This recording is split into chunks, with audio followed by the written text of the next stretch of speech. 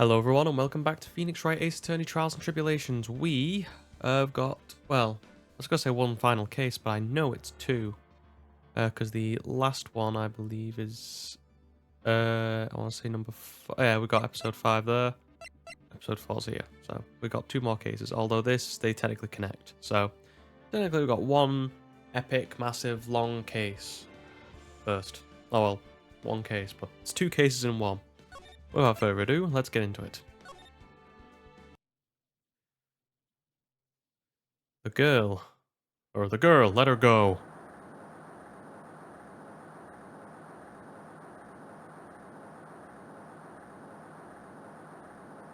Damn, guy's got a nice afro. Oh, a nice little, like, fro going. Shut up. Come closer and I'll kill her. Oh, great, it's a woman. Well, I got the wrong voice.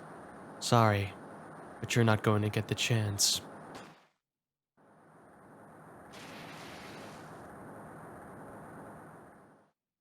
And he's down.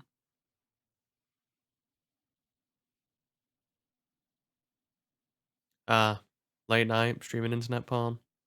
Same. I'm reading through the old case file. It was the first case of my longtime mentor, Mia Fey.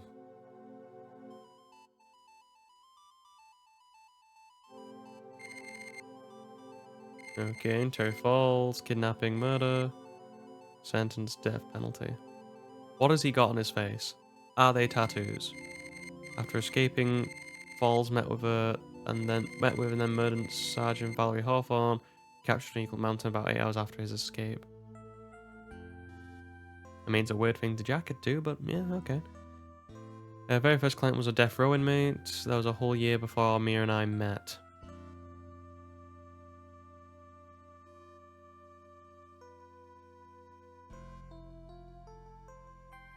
Yeah, we got a Mia trial. Well, Mia's first trial. So sad, because we're the protagonist, because we're Mia. Don't have to look at her awesome beauty. But, you know, we can deal with it. I can't remember what voice I give Mia. It's probably just a typical girl voice, but played down a bit so it's not childlike. Right. I'm so nervous. I feel like I'm going to die. I never should have accepted this case. Huh? Good morning. Don't be so jumpy, Mia. Okay, and I'm trying to think. I didn't do nothing. I swear. I didn't kill nobody. Terry Falls, my first client. I'm tempted just to keep my normal voice, because otherwise it's going to be a pain in the ass. How about this? I'll try and do the voice when screw it. Never mind. Sentenced to death 5 years ago and now a prison escapee. Just relax, Mia. Make small talk and try to relax him. So why did you escape anyway? I'm sorry. That was a weird looking... What is his eyes? How do you get your eyes like that? I mean, despite the fact he's biting the actual ball and chain. I didn't do nothing. I didn't kill nobody. I never lie. I didn't escape from nowhere. But Mr. Falls, the police just recaptured you 2 days ago. Sorry. I told a little lie. Oh boy. But anyway, I didn't do it. I never killed nobody. Sorry for asking, but you're on death row, right? Again, are those his prison tats, or is that just an unfortunate scarring accident? I'm really sorry. They sentenced me 5 years ago. But I was tricked, I tell you. That woman, she lied in her testimony. That's why I got the death penalty. Oh, he looks sad. Oh no. To be fair, his eyes have an amazing amount of detail. Not for what usually is in this game. I swear it. I didn't kill her. I can never do that.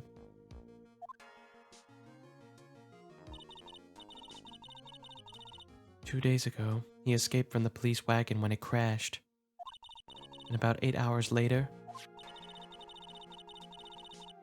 a policewoman was murdered before the police could recapture him. The police believe that Terry Falls did it." After you escaped, did you meet a policewoman? Yeah, I did. She's the reason I escaped. So that much is true. How did he meet with the victim? But I didn't kill her. She was alive when I left. She was alive, it's true. I trust him, right? I mean, I should.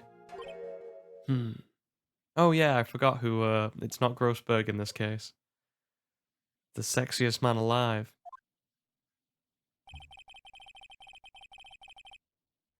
You're not going to figure out the truth by staring at the guy. Why are you here? I came to see how our little kitten was doing all alone in the big scary lion's den.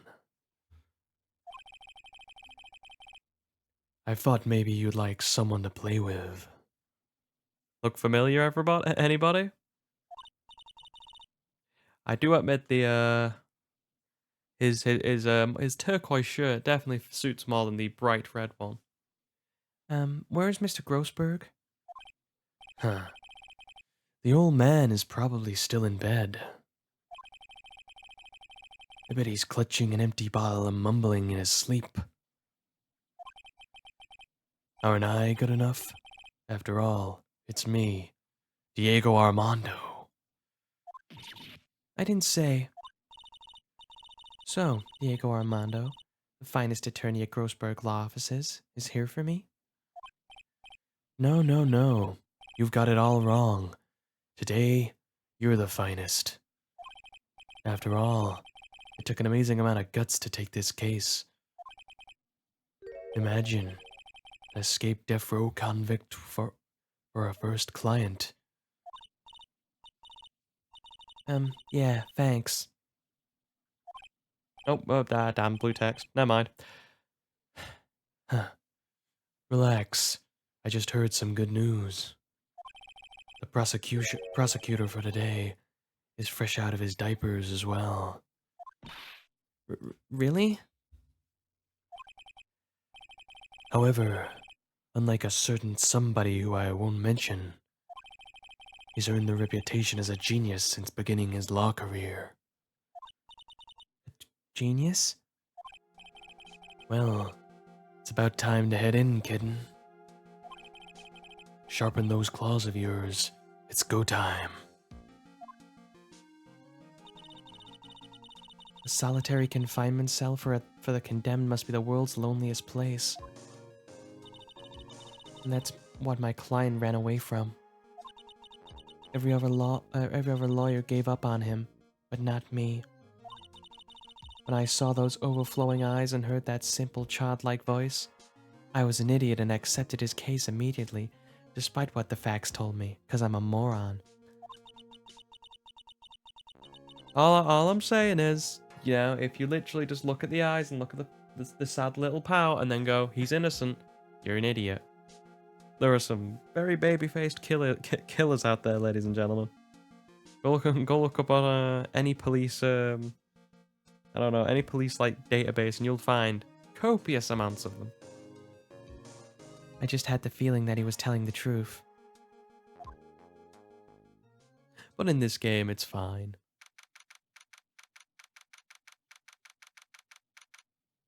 All the nice people are really nice, and all the evil people are really evil. Oh yeah, first time with a different judge. Now, because he's not got the facial hair. Yeah, because he's not got the facial hair, he's not got he's not got the authority to cloud up his beard, because he's not got the thing here. Okay, and so I think I might go for a different voice here. Why not? I think this guy is actually related to the original judge anyway, so what voice do I want to go for? I also know who the... Oh yeah, I forgot who the prosecutor was. Great, I'm going to be switching voices and get screwed around so much. Okay. The court is now in session for the trial of Terry Falls. The defense is ready, Your Honor. Okay, and I actually really like young Edgeworth. Like the look of him compared to like older Edgeworth. Not the actual suit, just I don't know. Maybe it's the freshness in the face. Is it the more angled look that he has when he's a bit older? Okay, and the prosecution has been ready for a while, Your Honor. I understand the lawyers are from both sides are newcomers. Yes, Your Honor. I'm Mia Fey. Miles Edgeworth, Your Honor. So you're the new prosecutor everyone is talking about, eh? They say you joined the prosecutor's office at quite an early age. At 20, Your Honor. Oh, we're gonna be switching so much. I guess our little kitten hasn't earned herself much of a reputation yet. Huh? God damn, he's beautiful. Wish I had facial hair like... Oh, wish I could have facial hair like that. I guess mine's still a bit patchy in areas. It's annoying sometimes. Come on, Mia. You can't lose. Not to someone younger than you. Why is that a problem? Someone's better than you, so you can't really help it. Sometimes you just get young prodigies. Happens all the time in sport. Oh, You people running a trial? I'm not too sure how I feel about that. Now then, the defendant in this case is currently a felon on death row. 2 days ago, he escaped from a police wagon. Is that correct? Precisely. But the defendant is not on trial for escaping prison. On the day that the defendant escaped, a policewoman was murdered. So we're here to determine if Mr. Falls was responsible for her death? You got it, kitten.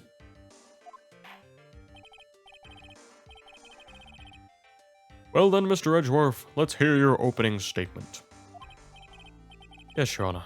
It was 5 years ago. Defendant Terry Falls was sentenced to death in this very court. His crimes were kidnapping, extortion, and murder. The girl he threw off the bridge was only 14 years old. I don't know how... I remember giving Edgeworth the more of a... authoritative voice. A truly horrible crime. I remember it well. There was no decisive evidence, so the trial was long and protracted. Correct. In the case, what finally decided the case was a certain witness's testimony. A witness's testimony? Oh, great. We're doing the solid snake method again? Okay. Yeah, look at that throw, man. He could have grown that stuff in prison by himself, and he could have got some, got some volume in it. The testimony of Detective Valerie Hawthorne, the person who confronted the criminal. She arrested Mr. Falls at the scene and later testified against him. She said she witnessed Mr. Falls throw his young victim into the river.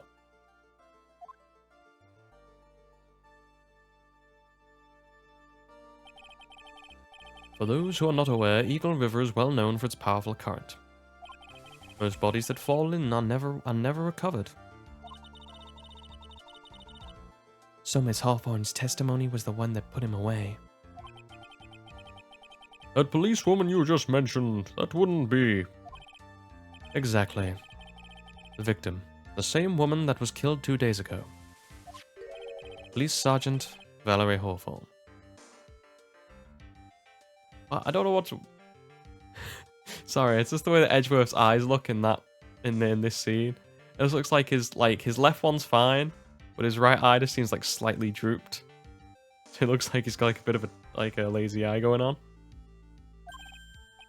Aha! I see. The man who was sentenced to death based on her testimony escaped 2 days ago. Swear to God, every time I start recording, I start yawning, even though I've been up for hours. With only one thing on his mind, take revenge against the woman who convicted him.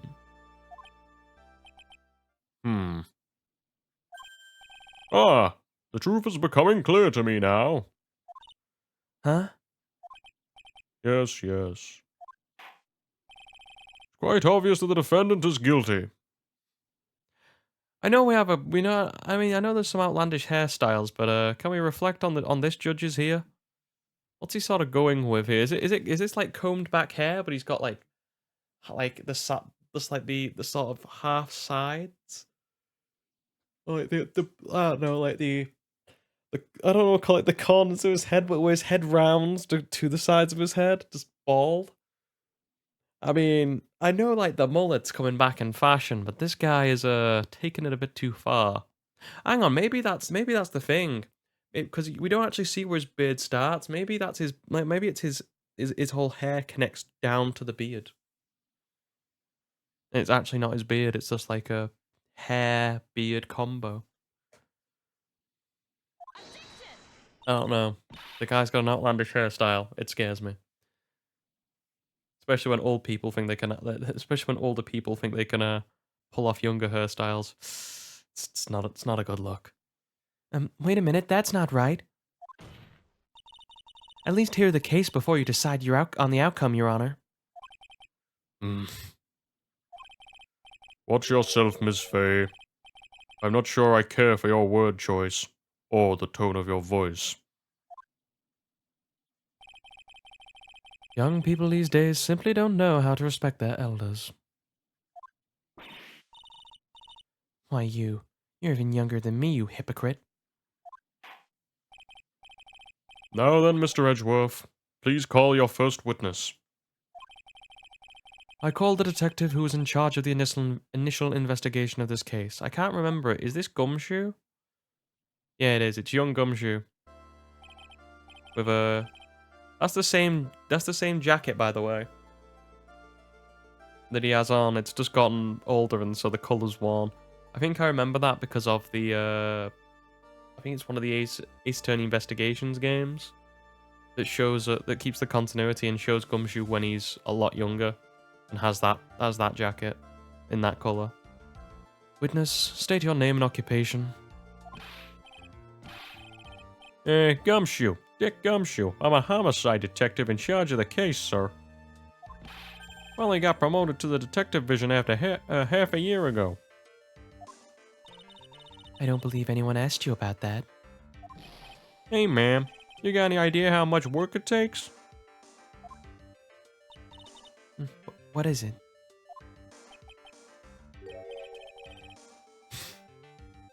Hey, I mean, if you want to shoot your shot, Gumshoe, go for it. You're really gorgeous. Excuse me? No, seriously, my heart. It's aching for you. Detective, pull yourself together and try to be professional. Otherwise, I'll write you up on contempt so quick that something other than your heart will ache. Ugh. Okay, I got it. Hey, if you're smitten with someone, you're smitten with someone. What can I say? The heart wants what the heart wants. And I can think of a couple of reasons why Mia is well liked. I think it's the same reasons a lot of people like Sydney Sweeney too. Now, detective, tell us about the incident. Yes, sir, right away. The victim was Sergeant Valerie Hawthorne, a veteran on the police force. She was stabbed in the back with a knife and died from excessive blood loss. That much is already stated in the autopsy report. The court would like to hear more details about the incident itself. Yes, sir, I got you. Okay, let's take a look at this aerial map of the area here.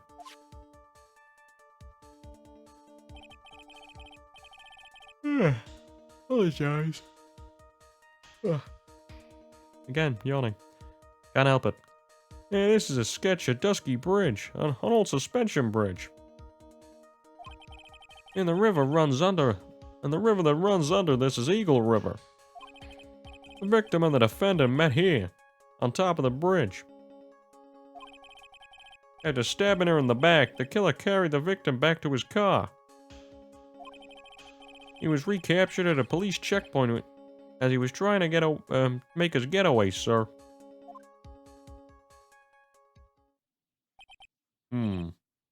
I see. Was the victim's blood found on the bridge? The victim, Sergeant Valerie Hawthorne, was wearing a thick coat, sir. Unfortunately, no traces of blood were found on the bridge.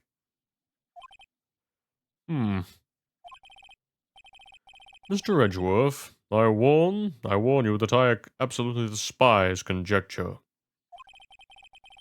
If there was no blood on the bridge, then you have no proof that they even met there. Your Honor. Oh, he's got his pump. If you would listen to the testimony we have prepared, I'm sure you'll be convinced. The two of them most certainly did meet on the bridge that day. Why, Mr. Edgeworth? I'm not sure I like you wagging your finger at me, though I was some hoser. Detective, proceed with your testimony. Yes, sir. Here we go, Mia. Hang on. Okay now, listen carefully, kitten. One little mistake and this guy will drink you for morning tea. Trust me and get ready. I mean, damn. I mean, that is a handsome man right there. I mean, even the hair, just all the luscious locks just flow back. I mean, like, that's what sometimes, if I could get it right, that's what my hair used to look like when I had it long, before I went to the barbers and got it chopped off, and now I've got a manageable hairstyle. Although I'm pretty sure I'm probably gonna get long hair again. I want to get like Sam Elliott hair in Roadhouse for that, like, not Sam Elliott, yeah, Sam Elliott. I always get Sam Elliott and Sam Neill mixed up. Two brilliant actors in their own right. Yeah, I could I'd love to have that, like, just that long flowing hair with the partition. And to be fair, my hair sort of fits that. It's quite flowy. Yeah, on the day of the incident, an unknown person phoned the sergeant and asked to meet. Sergeant Hawthorne went to the Dusky Bridge at a designated time and met with Mr. Falls. And that's where she was brutally murdered, sir. The criminals stuffed her body in a car trunk and tried to make a getaway. Mr. Falls was arrested at a police checkpoint we set up at the base of the mountain.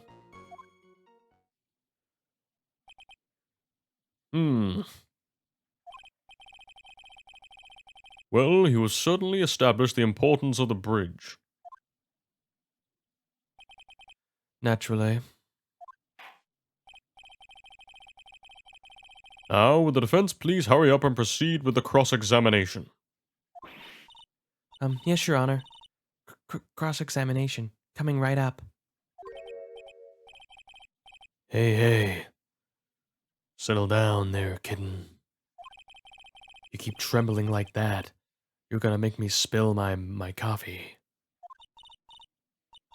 I'm not trembling. It's just cold in here. The courtroom can be a cold battlefield, all right. Especially for the beginner. I don't need you to worry about me. I mean the defendant, the witness. Everyone's a beginner here. You got me there. But maybe you should keep your claws out. But maybe you should keep your claws and then show them what you've got, kitten. It's okay, Mia. Stay calm. Just remember these court procedure videos you stayed up all night watching. Oh, she's definitely more... What's the word? Careful than Phoenix is.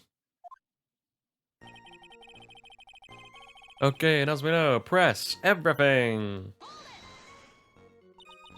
And to be fair, usually in these longer cases, the pressing of like the first couple testimonies doesn't reveal anything. Oh, the first one at least. This unknown person, you have no idea who it might be, right? Sorry, but I'm afraid I do. What? The person who called the Sergeant Hawthorne was the defendant, Terry Falls. What? The defendant? The defendant called her? Sergeant Hawthorne was a very thorough person, sir. She left a note about her phone call with Mr. Falls. A note? Yeah, a top secret memo that she left in her desk. Yes, top secret that she left just needlessly around in her desk. Of course. According to this note, it seems the one who called her to the bridge was indeed the defendant Terry Falls. Whose bright idea was it to keep that note from me? Looks like the judge is even more sure of his verdict now. Listen up. Never ask a question if you don't already know the answer. I mean, in actual court, yes. But, you know, in this game, the amount of, how do I say this? Convenient turns and plot twists seem to be a problem. So I think I'm alright asking every single question under the sun. It's that detective's fault. He's the one who said unknown person. Hey now, don't make that face at me. I just said it was that. I said it that way because the prosecutor told me to. Was that a trap? With that cute face? I didn't expect him to be so sneaky. God damn it, the internet has polluted my brain with the stupid stuff. To me, for a second when he said when she went trap and cute face, I was expecting something completely different.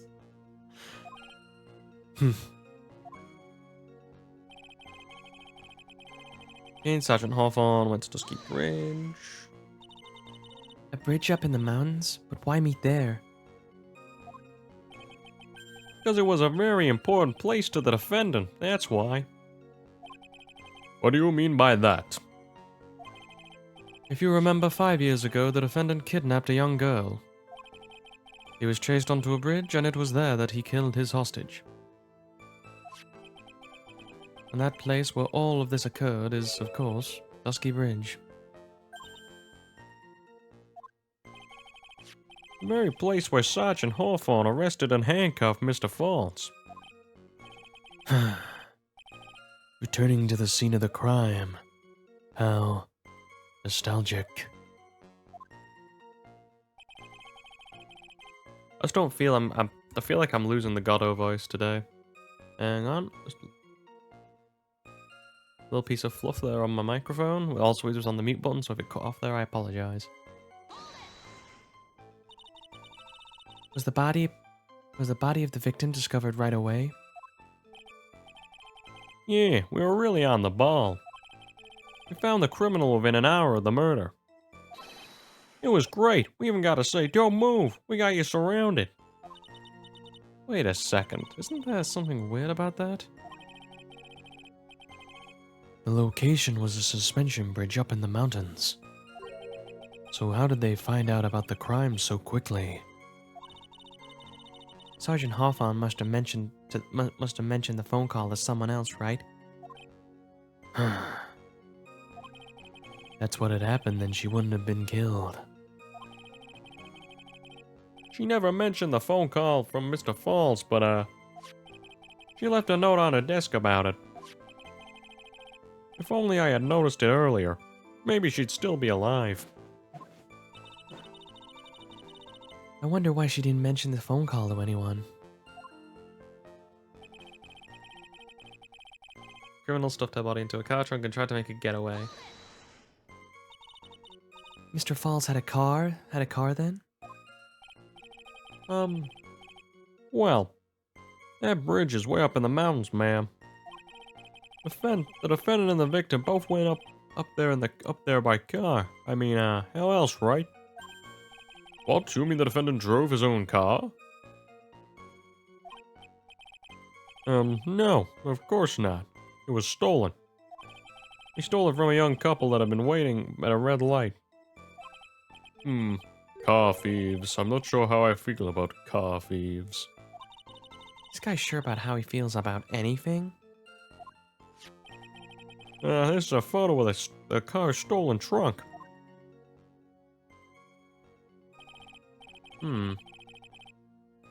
Naturally, that's the body of Valerie Hawthorne in there. Whoa, that doesn't look too comfortable. Yeah, you know, shoving a person inside of a trunk's not really a comfortable experience. You know, I guess if you've seen any other media, usually when someone's shoved inside a trunk, it's usually for, I don't know, nefarious or bad purposes.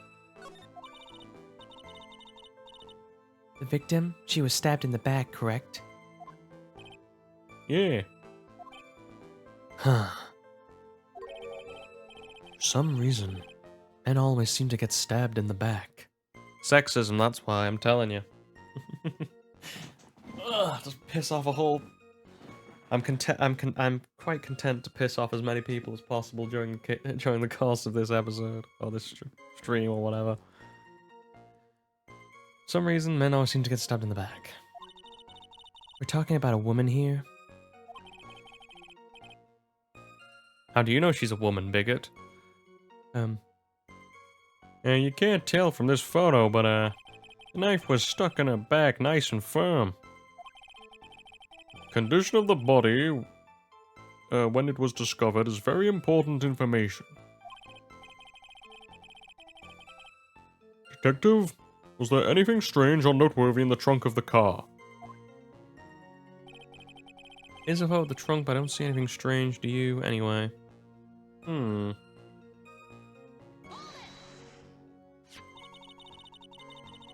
What did the defendant have to say about this photo? Well, he always does, ma'am. I didn't do it. I didn't do nothing. And that's all he says. Nothing? I wouldn't say he did nothing. Oh, my child. At the very least, we know he stole a car. It's just what he always says, Your Honor. And then he always says, sorry, I told a little lie. Or something like that. Well, in any case, it seems he was caught and arrested. Precisely. Okay, and last one, Mr. Falls was arrested at a police checkpoint and set up at the base of a mountain. That certainly some impressive police work. Well, well, no, it was actually way too close for comfort. We set up that checkpoint just 5 p.m. Just after 5 p.m. We figure that Mr. Falls might just try and run. What do you mean it was too close for comfort? The two of them arranged to meet at 4:30. And it takes approximately 30 minutes to get to go from the bridge to the checkpoint.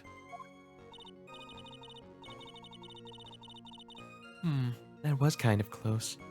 Any later and Mr. Falls could have slipped right by. Listen up, kitten. There's a big trap waiting for you in that testimony. A trap? Walk into it carelessly and leave you more than just a flesh wound. Fun, huh? No, it's not. Well, if you want to have any chance at all, you better get some more information. If you're gonna get caught in a trap, it's best to get caught early. You can always look for contradictions afterwards. The ever-famous contradictions. I sure hope I can find some of those. Well, it's Gumshoe, so usually you're probably pretty good. Okay, let's check that note. Oh, let's check the evidence. Before we start presenting. Stab with a knife in the back, died from blood loss between 4 and 5 p.m. Bridge located at Ski River. Confidential police materials written by the victim. Falls 4:30 p.m. at that bridge. Wear white scarf for identification. Talk to Dahlia. Tell her this time the whole truth must come out. And then a photo of the trunk. Dahlia. Well, we've heard the name Dahlia Hawthorne before, haven't we? That was Phoenix's ex and, I guess, murderer, now that we know. I guess the only thing I'd press at the moment is press this state up, present this, because it's missing in the trunk. And it says, wear white scarf, there's clearly the scarf missing. Bada bing, bada boom. Off to a good start, I see. Witness.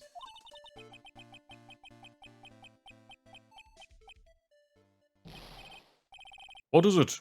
Do you have something to say, Miss Fay? I'm sorry, I totally forgot what I was going to say. This is first time I've ever had to actually address someone like that. You should have practiced before coming to court. Honestly, Miss Fay, I'm not sure I like this. Say there, little kitten. Want a piece of my coffee candy? Candy? Well, you're still too young to be drinking real coffee.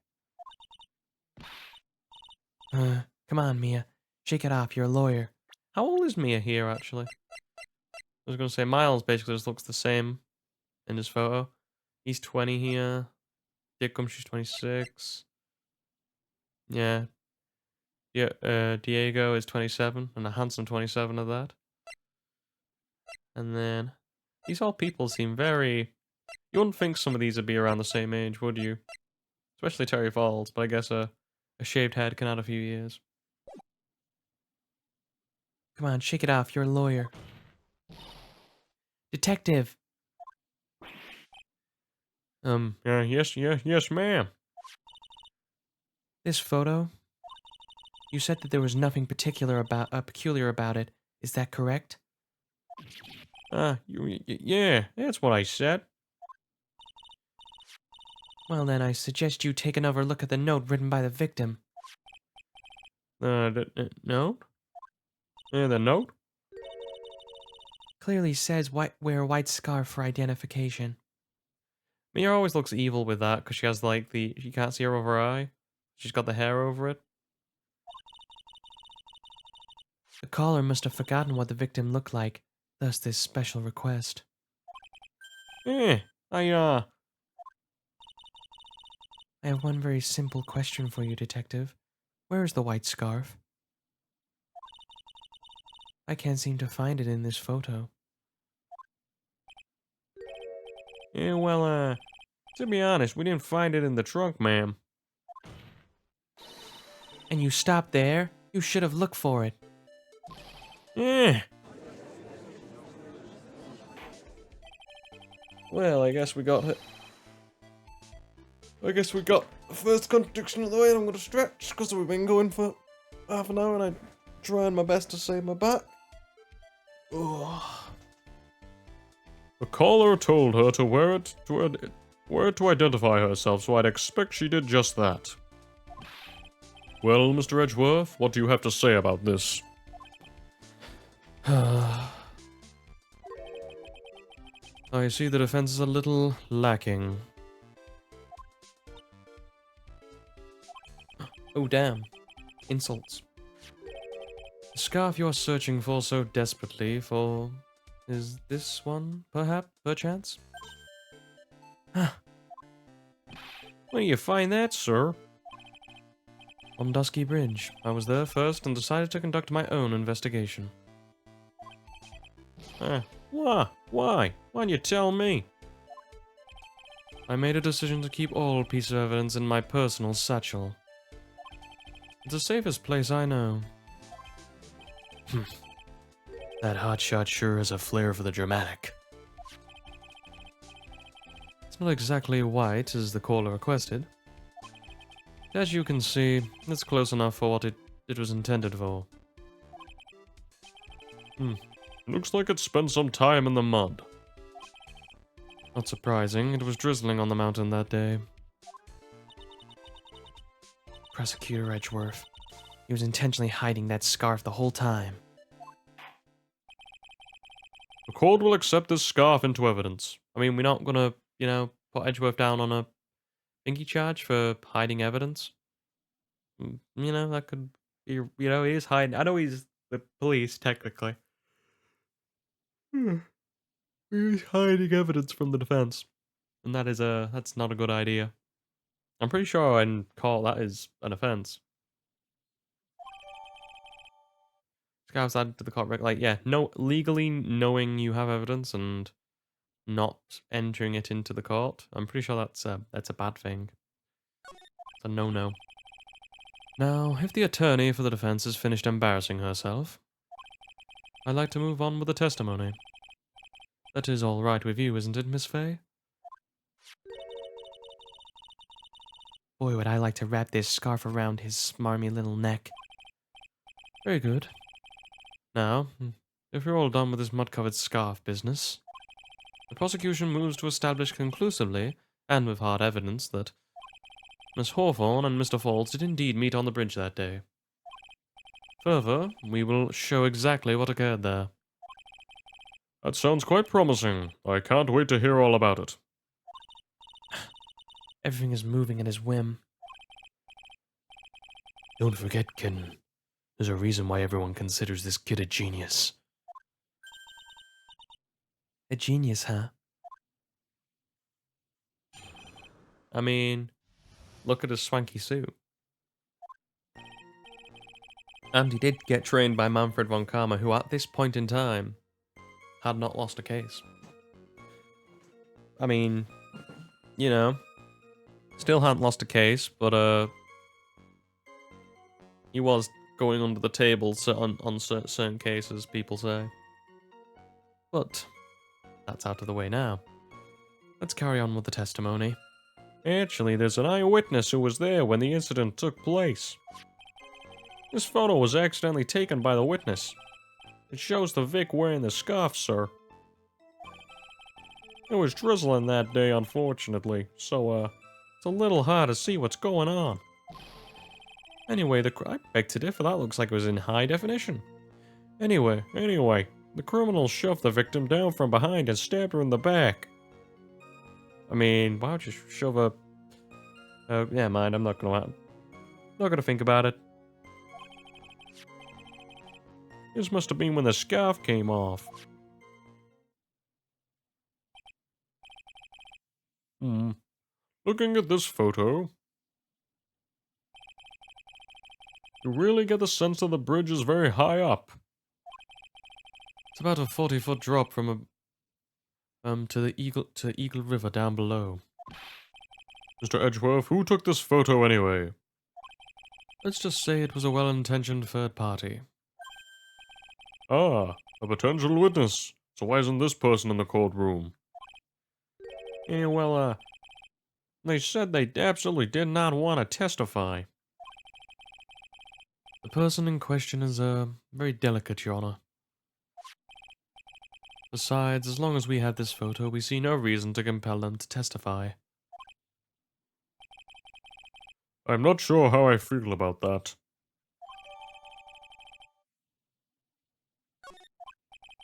So as you can see, Terry Falls had both motive and opportunity. I think it's quite clear that at this point what happened to that bridge, or what happened on that bridge. Hmm. Ah, the truth is becoming clear to me now. Huh?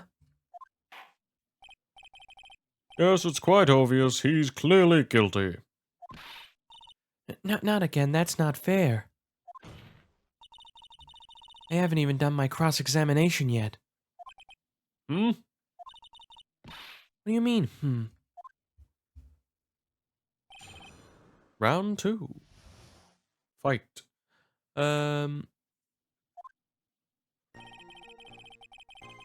Right. Actually, there's an eyewitness. Who is this eyewitness? She's a college student.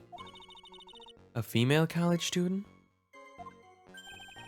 Yeah, that's right. Meaning she's female and a college student, ma'am. She doesn't do well in front of other people, so I came to testify for her. Maybe so. But as the attorney for the defense, I have the right to cross-examine her. For the time being, we're not relying on the witness's statements. That is all. What is that supposed to mean? The prosecution has other, more decisive evidence. Our case doesn't rest on the vague testimony of a female college student. A female college student, eh? Means she's female and a college student, sir. You absolutely must hear her testimony. You'll have to give us a good reason why. Please tell us about the more decisive evidence in question.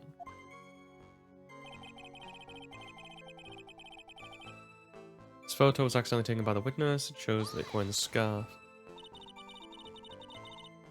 The victim is wearing a scarf in that photo, alright. So, about the witness who took this photo. What was this person doing all the way in the mountains? She was taking photos of wild flowers, apparently. There are many unusual types of flora on that mountain, Miss Fay. People in the area say it's because of the spirits that live there.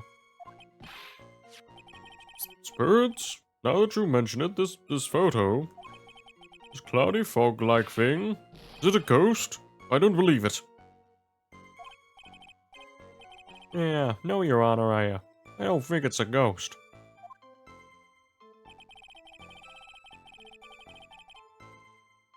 And so far, I've seen nothing to, contradict. Drizzling, huh? Yeah, that's right, there was a light rain coming down. The whole place was dreary. But not as dreary as the mood in this courtroom right now. Yeah, I don't think the courtroom is the right time to make jokes. Looks like a cold front just moved in. In any case...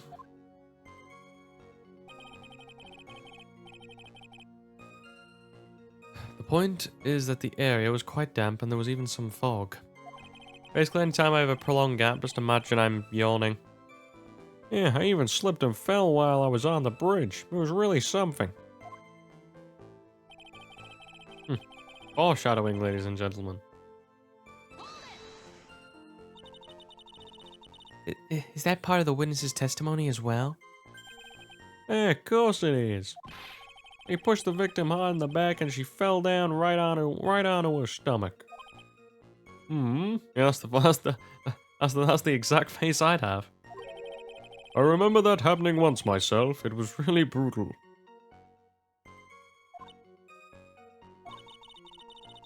Are you talking about seeing someone getting pushed, or were you the one getting pushed? Well, since he's a judge, technically it could go either way. I mean, you'd have the power to get away with it. Or does it mean that you pushed someone down like that once? With his mind-boggling tales and the way he says brutal, I wonder if he's Canadian. I refuse to do a Canadian voice. You're getting more chance you've got more chance of me doing the South Park Canadians than an actual Canadian accent. Save your nasty look for the right person. Huh? Take a look. Poor baby. The court record seems to have wet itself. Hey, watch where you spill your coffee. The court record, huh? It's almost like it's telling you, hey, press this. Or have a look at this. So in other words, there was a struggle between the criminal and the victim, huh? Yeah, that's what the victim said. Well, it looks like she didn't remember. Looks like she didn't remember about the scarf. But from what she said, it sounded pretty like a sounded. But from what she said, it sounded like a pretty violent fight, ma'am. The area is wet from rain. The bridge was probably wet too. Which would explain why the scarf is all covered in mud, but there's something about this testimony that's still bothering me. Huh. Talk about a surprise. I had no idea there was a photo. So what do I do? You really still believe him? Mr. Crybaby, I mean? Of course I do. So, little kitten believes in fairy tales, huh?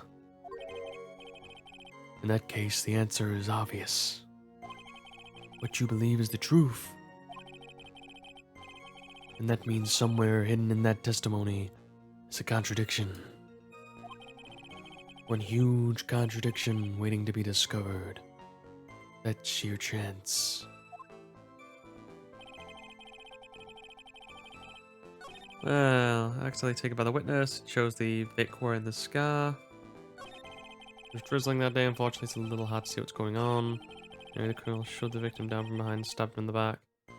That seems to be the one that does me.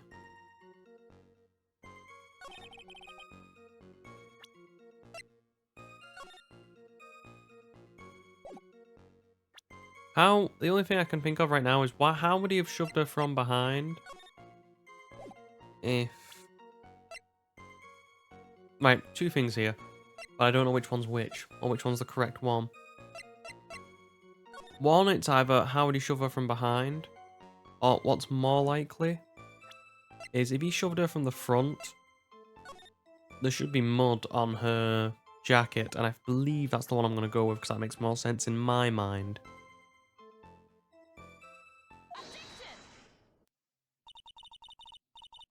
So at the time there was a light drizzle coming down, correct?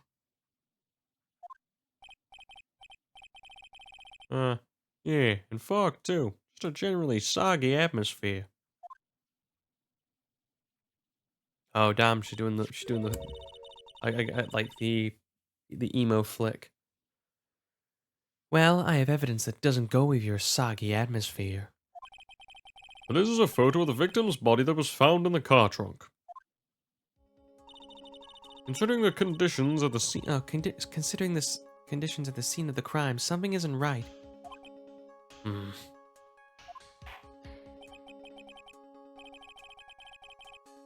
Well, by all means, please enlighten us to what isn't right. What is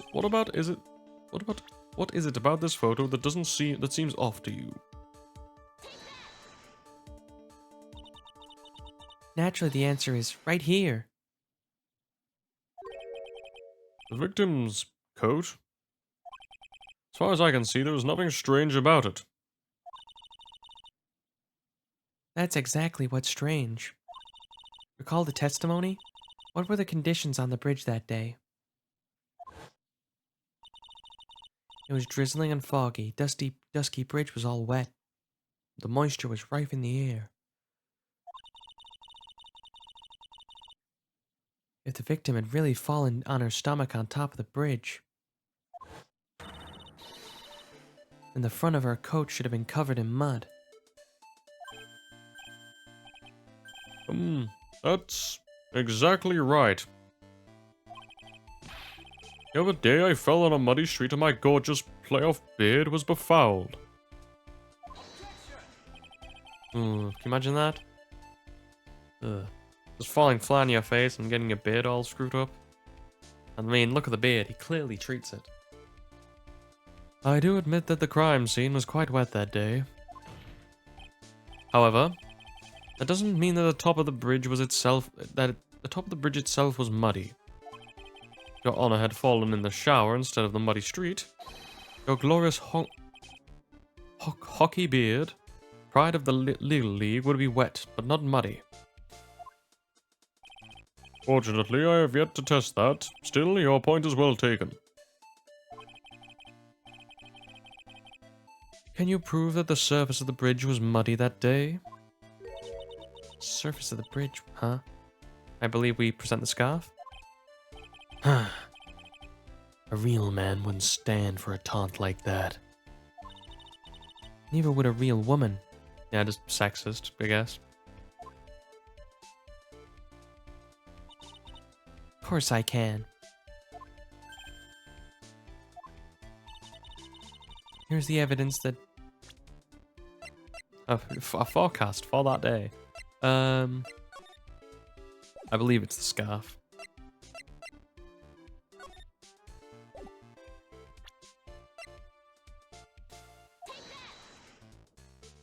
It has to be the scarf. The evidence is this scarf. Ah, It should be obvious. The scarf fell onto the bridge and got this muddy. Means that the bridge was obviously covered in mud. No, I can't be outwitted by this novice bimbo. Jesus, Edgeworth, lay the smack of down. He's throwing insults. Hey, same to you, buddy. It's calling her a bimbo.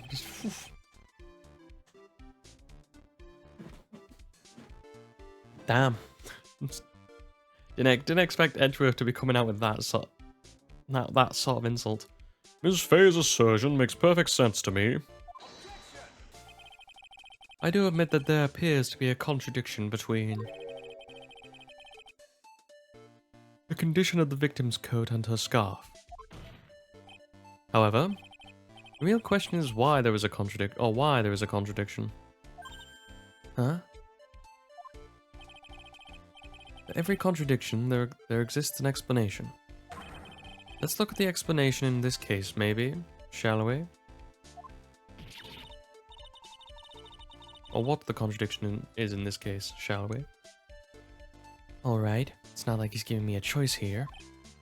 You're doing pretty well for a little kitten. Mr. Armando.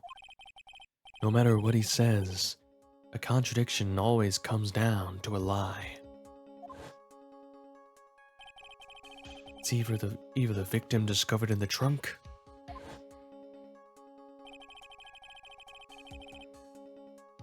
the witness's photo showing the defendant and the victim, or the witness's testimony that stated she saw the moment of the murder.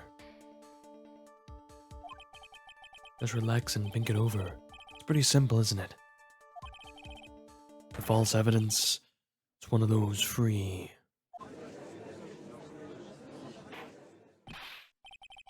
What you just said now, I'm not sure I like that. That wasn't me, Your Honor. It was the coffee aficionado over here that said it. This court is not in the habit of accepting false evidence, you know. Oh, just give it a game, then you're all about it. Blame it on him, Your Honor. He's the one trying to slip false evidence in. Blame it on him, Your Honor. He's the one trying to slip false evidence into court. But we won't let him. We'll expose his evidence as the flimsy scam it really is. Yeah. False evidence in this case is... Well, you can't really falsify the photo, I guess.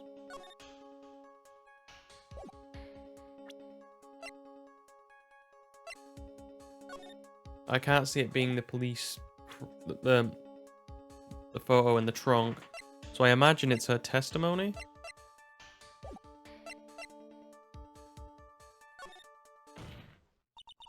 It's a no-brainer. Obviously, it's the witness that's suspicious. During his earlier testimony, Detective pointed out a crucial fact. The criminal shoved the victim down from behind and stabbed her in the back. Now, is that testimony exactly what the witness claims to have seen? Yeah, that's what the witness told us. Oh, damn. That testimony is filled with holes. After all, the victim's coat isn't dirty at all. That is true. Huh. It's not just true, it's the truth. There was a truly decisive witness in this case. I'm certain that boy Wonder over there could have called him in the first place. Your Honor, the defense requests to cross-examine the eyewitness. The testimony presented so far is not only vague, but contradictory as well. Basically, Colin saying Gumshoe can't do his job. Based. How are we doing, Go West? I'm doing quite well. How are you today? Well, Mr. Edgeworth, it appears that we'll need to hear from your mystery witness after all. You should brace yourself. For the brutal truth. Your Honor, the prosecution has no intention of hiding the witness from the court. We're prepared to present our witness at any time. Very well. Please bring forth your witness at this time. Playing this game cause I've seen there's like I guess yeah, there's an anime of this. Of the Phoenix Wright, like the first I think 3 cases that I've seen. Like the first 3 games, sorry. I'm amazed at how much dialogue they actually pull out of the actual games. I mean, it's very easy to do that because, you know, they take it from the game and put it into a TV show sort of format. So I guess it makes sense when this is technically a visual novel anyway. It's basically just, you know, similar to taking stuff out of a book. What Mr. Edgeworth said kind of worries me.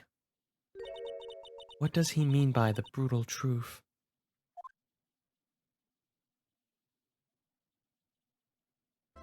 Oh yeah, it's a good game. I'm not saying otherwise. I'm just saying it's, you know, remarkable how much dialogue they actually take out of it.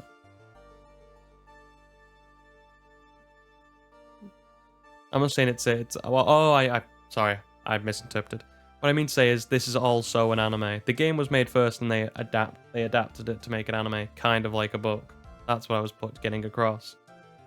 Like they've got like I said, I'm just remarking about how much of the dialogue is actually used in that anime. That's all I'm saying.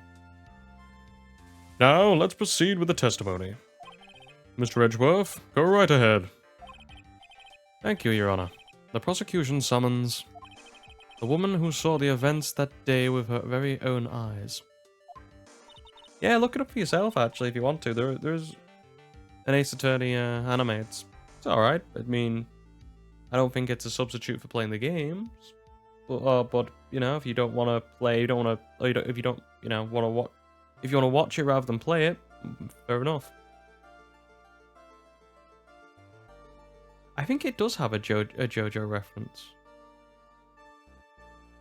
My favorite moment is when in the back it just says it's for some reason I don't know who put it in. There's like a billboard,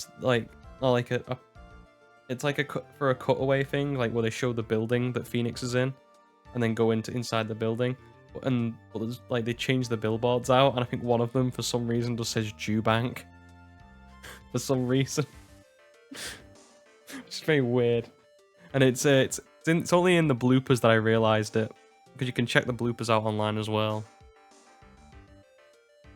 And it's just it draws reference to it. Anyway. This is it, Mia. The battle begins here.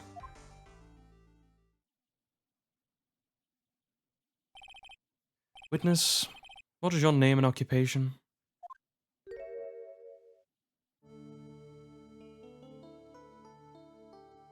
Again, I want to know what pheromone she's using to instantly get butterflies to parade around her. Or are they fake and they're just connected to the umbrella? That would make sense. Everyone is so silent I can hear their hearts going pitter-patter. Oh. Oh, well, now I know where the pitter-patter thing comes from. When I look, When I look at you, how can I put it? You look as scrumptious as a double-double and a dozen donut holes.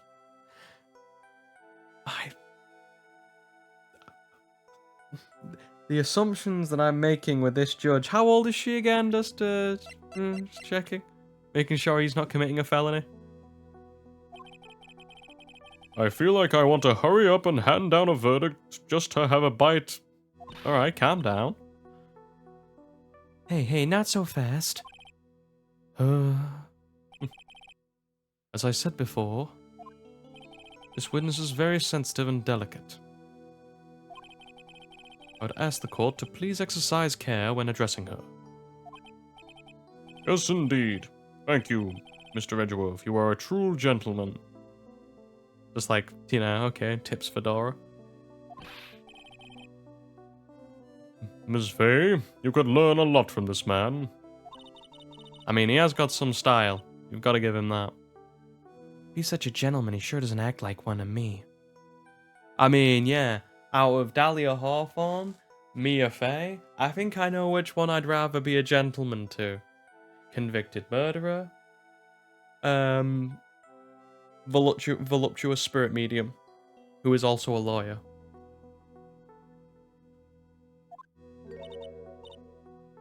You know, the scales have sort of weighed in one favor.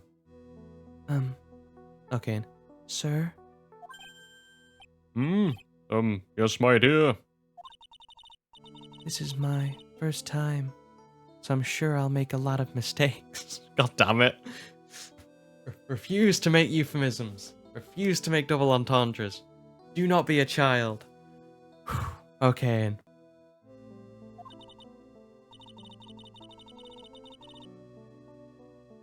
Anyway, I just wanted to say I'm sorry for all the trouble I might cause. No, not at all. It's no trouble at all. Now then, may we please have your name and occupation? My name is, Oh, sorry, no. my name is, Melissa Foster. Why is she giving a false name? I'm a college student, a freshman in the literature department. You were on the scene when the unfortunate event occurred, correct?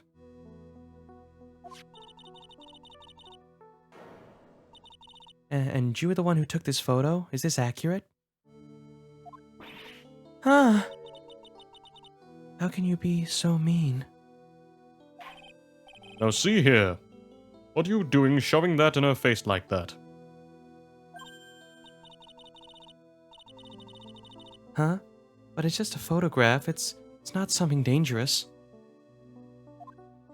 I don't know. I just like, I definitely won't call myself good at voice acting. I just do voices because it makes me, yeah, I don't know. I feel like I get bored if I was just reading this monotone, having played the game before.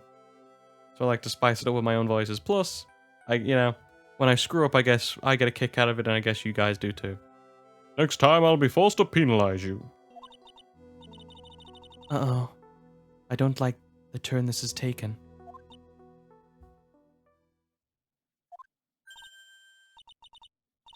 Is she staring at me?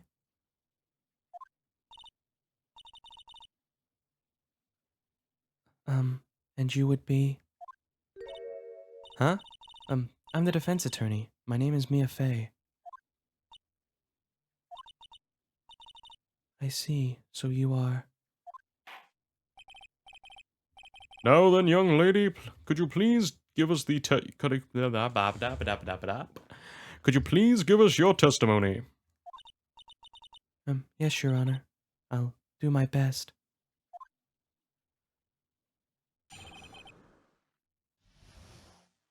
See, that's the thing. I always find voice acting like a fun thing. I'd love to try it out sometime. The only problem is now, I guess, with I feel it's probably I don't know because I don't know because I've never really done any acting or anything like that. But um, I'm assuming now, especially in like AAA games, it's getting probably harder and harder to break in as a voice actor because you've got because video games have hit the mainstream and they've gotten a lot bigger and popular. That now they have a lot more money to deal with when they're making AAA games. So you can actually hire a lot bigger voice actors, like you're saying. We're seeing we're seeing really good actors in games. I mean, not to say that there wasn't actors in games before, because there was. It's just the fact that because of the ever growing budget of video games, that they can request bigger actors. Like say you've got like stuff like Norman Reedus in like Death Stranding, or I'm sure like I'm trying to think of another one. I don't know, Kevin Spacey in Call of Duty, although we probably shouldn't mention him. Probably shouldn't mention him for, obvious reasons.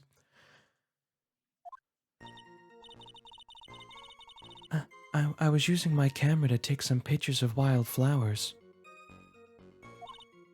Then, I noticed there were two people standing up on the suspension bridge.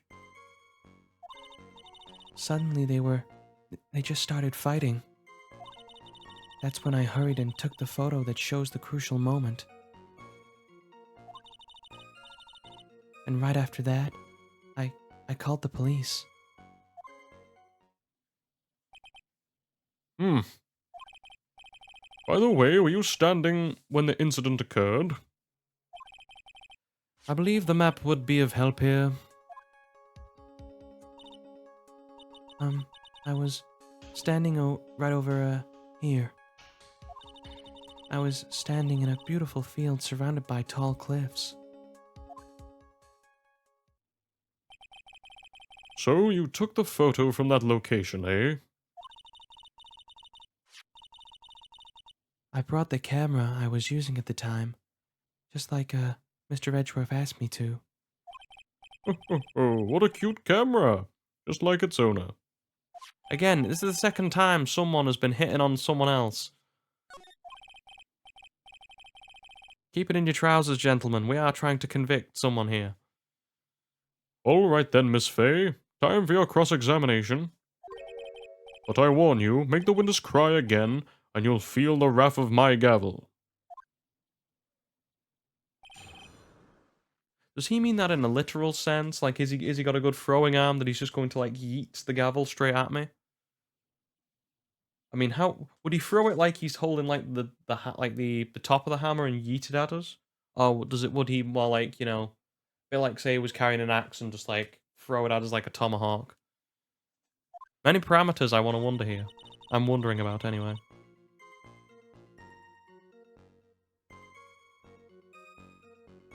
Well, the difference is I don't know actually if this judge is old, because he's like the judge who's in most other cases is bald and has the thick beard. We like that judge. He's good. But this judge has like he's got blonde hair, he's thinning, so he's probably younger than the judge. But is he old? That's why I've given him not like a muffled voice, because he's got no beard. Right. How old is this girl? We should check. We can all take a sigh of relief. Judge was not hitting on a minor. Although technically, depending on what country this was set in, because it's meant to be a conglomeration of like American and I believe Japanese court systems. Depends on what age of consent you believe in. I mean, over in America, I believe it's 18. Over in Japan, I believe theirs is as low as 13, so you know. Whew. I mean, I always I want to know what goes through people in Japan's minds when they're like, yeah, 13-year-old. Definitely. Definitely old enough to make that type of decision, and responsible enough to take responsibility for their actions. Did you say wildflowers? Yeah. The mountain is famous for its beautiful spring wildflowers. I mean, she does look small, but She did say she... I mean, I could believe her being 19. There are some very, like, you know, young-looking people who are 19. Especially when you're in... I remember in college, where it was a lot... There was a lot of, like, girls who, like, looked really young. Like, compared to what... Obviously, they're in college, so they're, like, 18, 19, 20. But... Yeah, they can look really young depending on... Especially with what they wear as well. If they dress younger than what they are. They can... Oh, they can always look weird. I look younger than what I am. I always get told that. That's because I keep my face quite clean shaven, like a newborn baby. But it's only February. Well, I couldn't wait for spring to come. I mean, she is wearing some actual very revealing clothing now that I think about it. Like, she looks like what she'd be wearing to bed. It looks like a nightgown, if anything else. Ho ho ho! I know just how you feel. She's definitely not in the right clothing for going up on a mountain. It's just like when I first started growing this glorious beard of mine.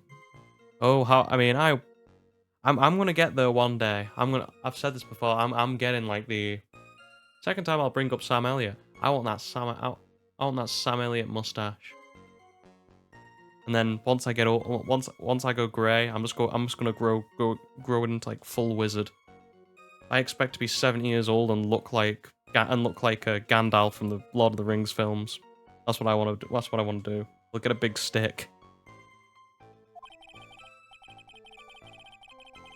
I couldn't wait, so I wore a dyed blonde Santa beard until mine grew in properly. I mean, that actually is a pretty good idea now that I think about it. If you can get a proper prosthetic going, or proper like special effects with a beard and not like something you can stitch on, that'd be pretty cool. I mean, I won't dye. I don't want to. That's the thing. I won't dye my hair. I don't know. I don't want to dye. I'm quite happy with the color. I won't dye my beard. If I'm gonna go grey, I'd rather go grey and go like... I mean, I'm hoping for the silver fox sort of deal when I'm older, but nah, I'd rather just go grey and look like a weird, look like a wizard. Sorry, a weird wizard. Would you mind if we got back to the facts of the case, Your Honor?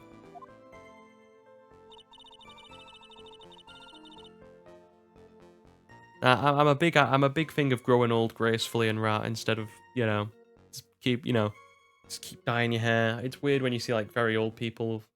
I mean, some people naturally just don't lose the color in their hair, but others, like you can when you can tell it's dyed, you're like, ugh. Some people you've just got to accept you're getting old. It happens to all of us, unfortunately. Was there anything strange about the two of them?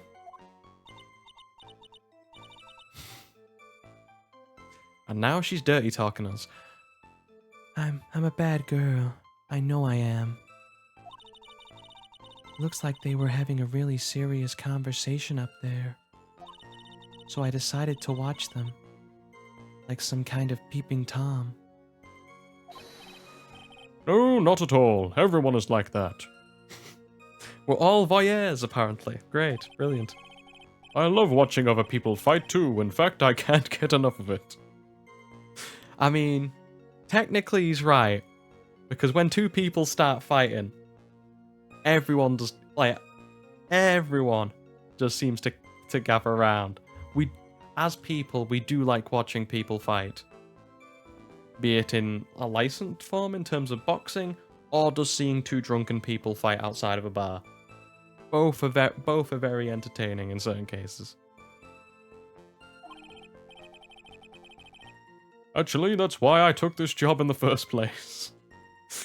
Not to hold up justice, not to be a defender of law, but to see people argue and fight. That's why I spent copious amounts on a law degree and then put myself through college to become a judge. Hey, whatever works for you, pal. You put the effort in. I mean, that's literally the guy to start admitting I got into the right profession for the wrong reasons. Too much info, Your Honor. In any case, it's perfectly natural for you to have kept watching them. When it comes to watching boxing, like, I don't mind watching boxing. I'm more of a fan of, or recently I've been more of a fan of watching, say, like the MMA and stuff like that. I'm not, like, as someone who really gets into his sports when he wants, don't know a lot about MMA, but I do like watching it.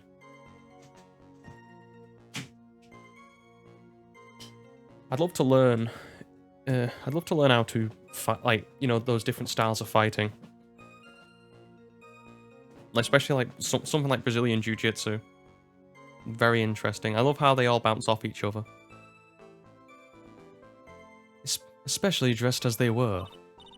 Well, anyway, I was watching them very closely. Okay, and as we know, press everything. Do you have any idea what they were fighting about? Huh? No, I have no idea. Why would you ask that? Oh, I just thought maybe you overheard what they said. Ah, crap, we made her cry. Go on, lob the gavel at me, Your Honor. I'm bringing it on. I implore you to do so. I would never eavesdrop. Never. I got more class than that. I mean, any lady with an umbrella like that, I would assume has some sort of class. Or it's Halloween and they're trying to do their best Bo Peep. That's right, Miss Fay. Don't drag the witness down to your level. Hmm.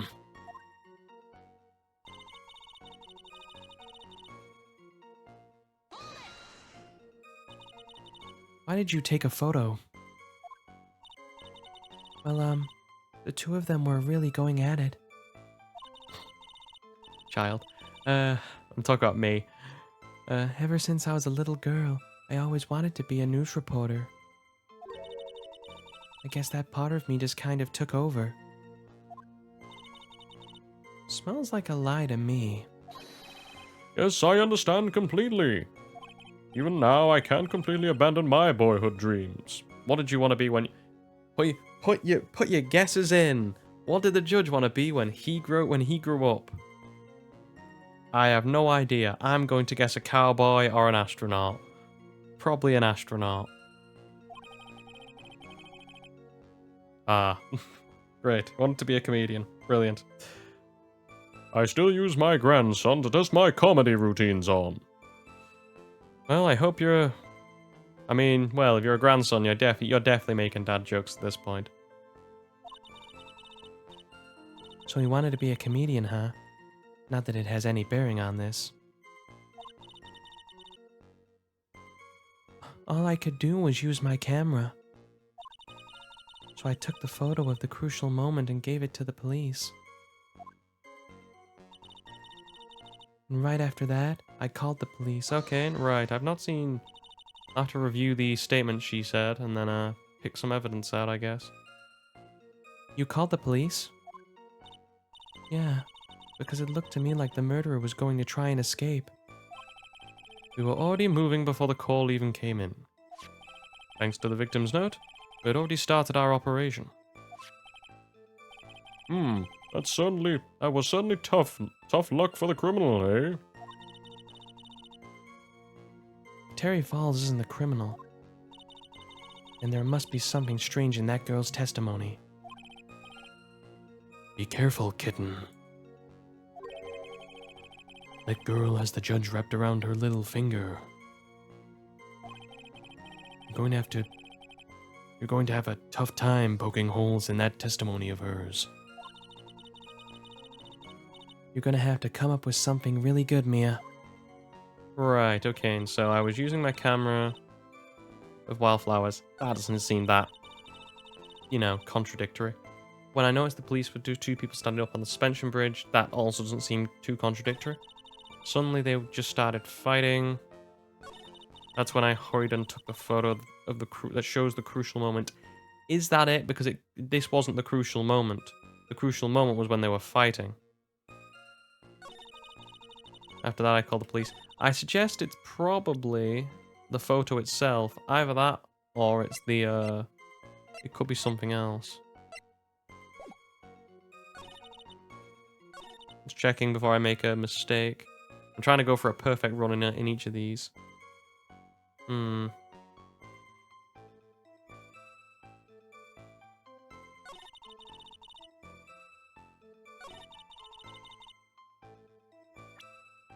I guess I'll take this. Because this isn't the crucial moment, because you said they started fighting. So how would they be here when they started fighting, correct? Bada bing, bada boom. Contradictions go boom. Witness, when you said you took a photo of the crucial moment, is this what you meant? All I can see in this photo are two people facing each other. You testified that you saw the two of them starting to fight. Normally, that's the kind of thing we would refer to as a crucial moment. Why haven't you presented a photo like this? Well, you see... The photo we presented was the only one there was. If you really wanted to capture the crucial moment, then what happened next? You must have taken a photo of it. Oh.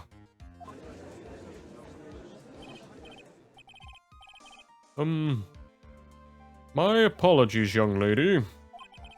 But Miss Faye's assertion is not without a certain level of, amount of merit.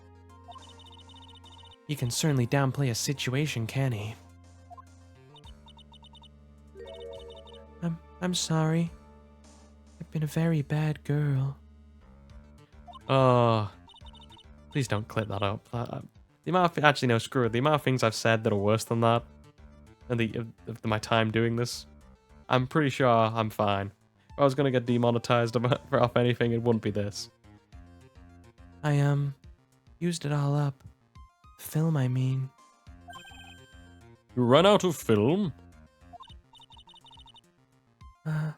This photo was the last one. I mean, I remember when cameras used to be like this. Those cameras didn't have films. Yeah. I remember when these were new. I remember having a digital camera. They didn't need film. It was like an SD card you shove in. What? Unfortunately, this is the truth. I personally examined all the photographs she took that day. Again, me being a child. All the other photos of the witness herself. Sorry, I read till the end of the line, comma, playing, and then just... my brain went elsewhere. Playing amongst the wildflowers. Don't want to see those pictures, Edgeworth. I mean, he is a gentleman, and he definitely reviewed all of them himself. This case is getting weirder and weirder as the day goes on. The witness herself? Then who took the photos? Well, you see, my camera has a timer feature built into it. So you took photos of yourself? I remember taking some photos of myself once too. This was before the selfie existed as a word. Please, no details. It seems that Miss Faye's assertion was not so decisive after all. Wait a minute. Well, if she had no film left, she couldn't very well take more pictures, eh? Miss Foster, perhaps then you would tell us about a different sort of photo. Photos of the incident that you took with your very own eyes. Mr. Edgeworth, you're quite the poet. Very well then. Very well then. Let's get back to the cross-examination. Let's hear your thoughts on the fight that you witnessed. Yes, Mr. Judge.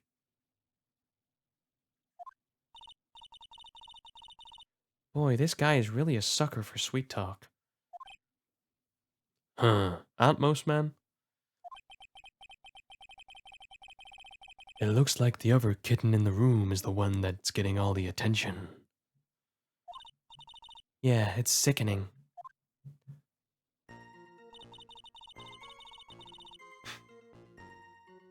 I was just thinking, is she just really jealous?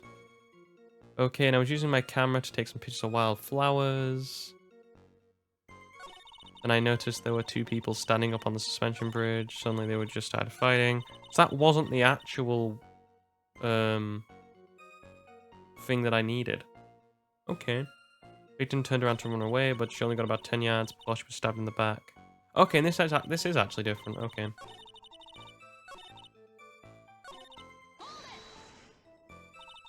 Did you say wildflowers? Been through this.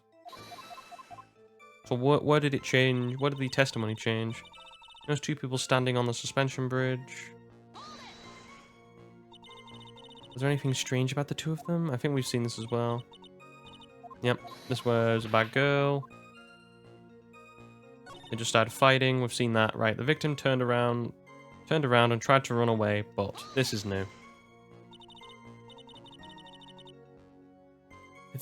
The victim, why do you think she tried to run away? Without her police training, she certainly knew better than to turn back on a criminal. Or to turn her back on a criminal. This man was large, powerful. Well, this man was a large, powerful man with a knife. If he had been a quaggy woman like you, I'm sure she would have acted differently. What the hell does quaggy mean? I have never seen that before. Oof. Oof. Edgeworth. Putting her down. Oh. Quaggy. Okay, I'm assuming. Adjective. Resembling a marsh or soggy. That's the one I don't think it's talking about. The second one is soft and flabby. Oof. Edgeworth bringing the high quality punches. Oof. Just putting down the farts. Just left, right, and center. Oof. If it had been a quaggy woman like you, I'm sure she would have acted differently. Quaggy? Why you? If it had been me, I probably would have jumped into the river. There's still something that's wrong with this testimony. After about 10 yards, she only got about 10 yards before she was stabbed in the back. I mean, she had to get past him, right? So you're saying that Sergeant Hawthorne wasn't able to get away from him? Well, it's a narrow bridge and it was swaying back and forth. If you ask me, both of them were in danger of falling off. I only wish I could have done something to help her. That seems to make sense. I wonder about that. Something seems kind of off. Huh. Does it now? You have a good sixth sense. When you feel that something's off, that's when you need to figure out why. If Terry Falls isn't the criminal. Okay, dibba-dibba-dibba-dibba-dibba-doo. Been through that. There's one of these statements, fourth or fifth. I'm assuming it's probably the fourth one. Victim tried to turn and run away. She only got 10 yards before she was stabbed in the back. Victim turned around and tried to run away. No, that doesn't show it. The bridge was... No, it doesn't show it either. I'm looking for the bridge map. Yeah, because the bridge is broken there, so you literally cannot get across. Okay. Present. I'm on a roll. Witness, your testimony is a joke. Huh? What? But I just... Oh, that gleam just came out of her eyes. Miss Fay, I thought I warned you not to make the witness cry. One short testimony and two bad contradictions. There's no possible excuse. You say there were 2 contradictions? It's simple. Just take a look at the diagram of the area. According to her testimony, the two of them were in the middle of the bridge. But if they were, and the victim had turned around and tried to run, well then, He would have hit a dead end. Exactly. you said 10 yards, but she couldn't have even ran 5. Because Dusky Bridge is collapsed on that side. Ah! What does this all mean? It's very simple, Your Honor. This charming little witness told a charming little lie. That's all there is to it.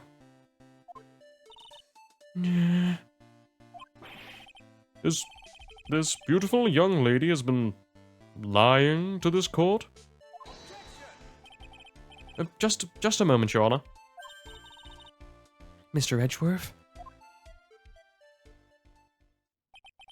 Your Honor, allow me to personally apologize for the confusion. What do you mean? There's one major mistake in this diagram. What did you say? What are you referring to? It's all because this diagram was made after the incident occurred. It's a very old bridge. We couldn't find any official blueprints of it. So you're saying... I'm saying that even though this bridge is currently in disrepair, there's no evidence that can prove the bridge was broken during the incident. That's ridiculous. You can't actually tell the condition of the bridge from this photo. I apologize to the court for not being more clear when I presented the evidence.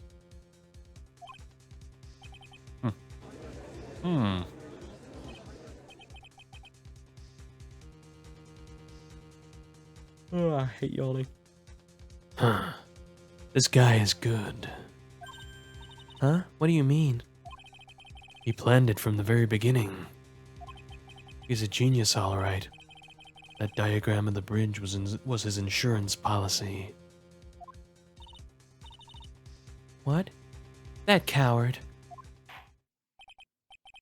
Well, he is old Edgeworth, so he's not trying to find the truth. He is trying to get a guilty verdict. That's all that matters to him at this point. Well, Miss Fay, it seems you've once again made a reckless accusation. I'm so sorry. I should have been more careful myself. Oh, no, it wasn't your fault at all. Now then, shall we go on with the trial? I'd like to establish once and for all what it is the witness actually saw. Indeed. All right, young lady. May I ask you to please proceed with your testimony? But it's so hard to go on. We're all on your side, Miss Foster. There's no need to worry, just tell us what you saw. Yes, sir.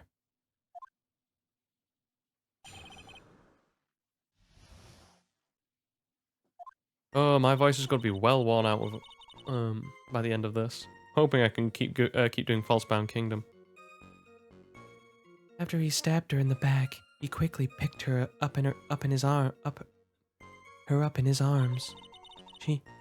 And he carried her over to the car. I suppose that was the only way he could make sure the body stayed hidden. He couldn't just leave the body on top of the bridge. Oh, I'm sorry. I'm only supposed to talk about what I saw. Witnessing such violence must have been difficult. Yes, sir. I'm still shaken up. If he accepts this testimony as it is, we're finished. Don't say that. Oh well. Maybe I'll stop off at my favorite cafe on the way home. They make a really great mocha latte. This trial isn't over yet. Huh. Now that's what I like to hear. All right, Miss Fay, your cross-examination, if you please. The contradiction is staring you right in the face, Mia. Go on the attack. Is it? I mean, I could have saw a contradiction, but I don't remember seeing one. Again, after you stabbed her in the back, quickly picked her up in her arms. Just press everything and we'll go from there. Are you saying that the victim didn't fall down on the bridge? Actually, maybe she did fall. Of course she didn't fall down on the bridge. If she had fallen down, the photo wouldn't make any sense. If that was the case, her coat would have been all muddy. If you don't mind, I was asking the witness. No need to be so rude. Well, young lady, Of course she didn't fall down. The man in the prison uniform grabbed her before she could. Huh. We're one step too slow. And then, what did the defendant do after that? Okay, and then carried her over to the car.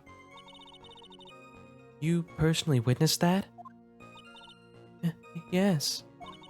Did anything strange happen when he did that? Well, I don't know if you call it strange or not. But that's when the victim's scarf fell off.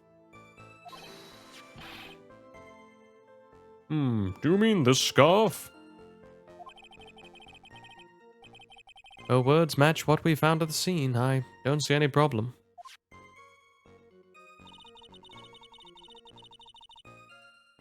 I suppose it could be the only way to keep the body hidden. You mean the defendant carried the body all by himself? Yeah. Considering the size of the defendant, I don't think it would be difficult. Yes, but let's remember, we're on a narrow bridge that was ready to collapse. Is it even possible for him to have carried a dead body on a bridge like that? Yeah, pretty possible. Well, the fact of the matter is that he did. That kind of talk is just silly. Wow, why did he get so emotional all of a sudden? Miss Fay, if you think there's some possibility, please share it with the rest of us.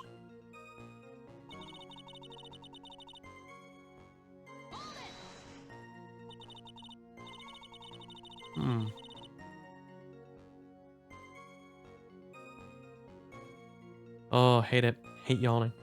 Should put a yawn. I keep threatening to put a yawn counter in every time, but because it's only when I do. It seems this or the first one of the day. I don't put it in. Why do you say that? It's already a broken down bridge hidden away in the mountains. Doing anything more to hide the corpse would be going overboard, wouldn't it?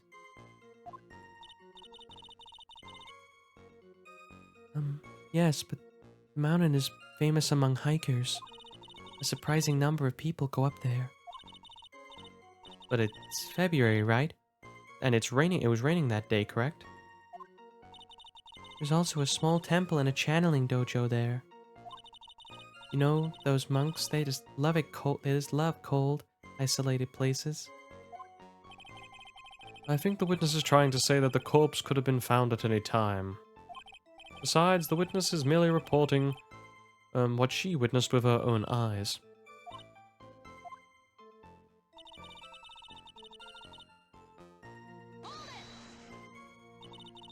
And you're absolutely certain that it was my client who was carrying the body? Well, he was wearing a prisoner's uniform, but as for his face... So you're saying you didn't get a clear look at his face? Well, they were far away and it was raining as well. I thought I was only supposed to say exactly what I saw. Excellent. You are remarkably you are a remarkably honest and young woman. Something about this testimony is bothering me, but what? Hey, kitten. Have you ever put salt in your coffee? No, why would I? Why not? I've actually heard that you can, you know, if you're I've actually heard people do that. Put salt and put a little, like the tiniest bit, not like a tea, not like sugar, just like a tiny sprinkling of coffee. Apparently, it balances the flavor if it's a bit too acidic. But what do I know? I don't drink coffee or tea for that matter. I'm a only a water drinker at the moment. Maybe milk when I can get it.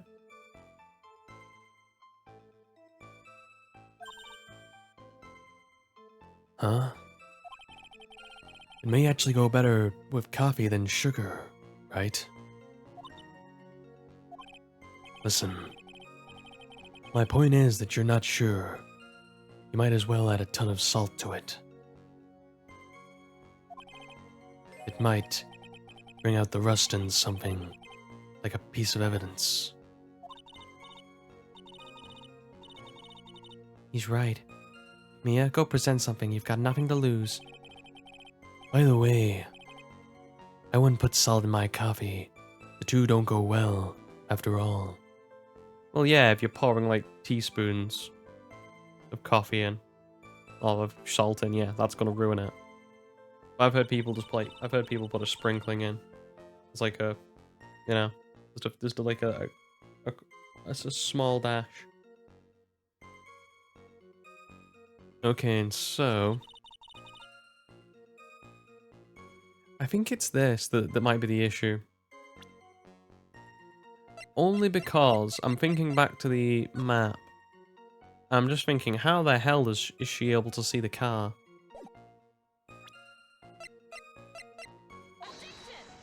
Is that not right? Okay, well, first error of the day. It's been known to happen. Your Honor, the statement contradicts the evidence. I'm sorry, but I think the only thing out of place here is that pointer finger of yours. That could very well be, but Here, take this penalty and try thinking things through again.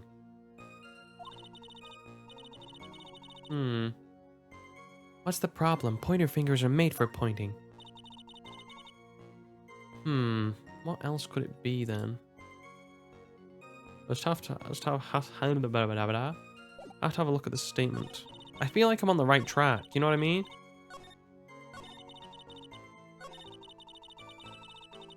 I suppose that was the only way you could make the body stay hidden. I mean, another contradiction would just be. Well, it's not a contradiction. It's actually just a fact. He was right next to the river, so he could have just dropped her in there. I mean, it wouldn't have been, you know. It wouldn't have been. Yeah, the body would have eventually been found, but I can't think of it that makes sense apart from the map, the map. And to be fair, I'm gonna try it again. Oh, come on!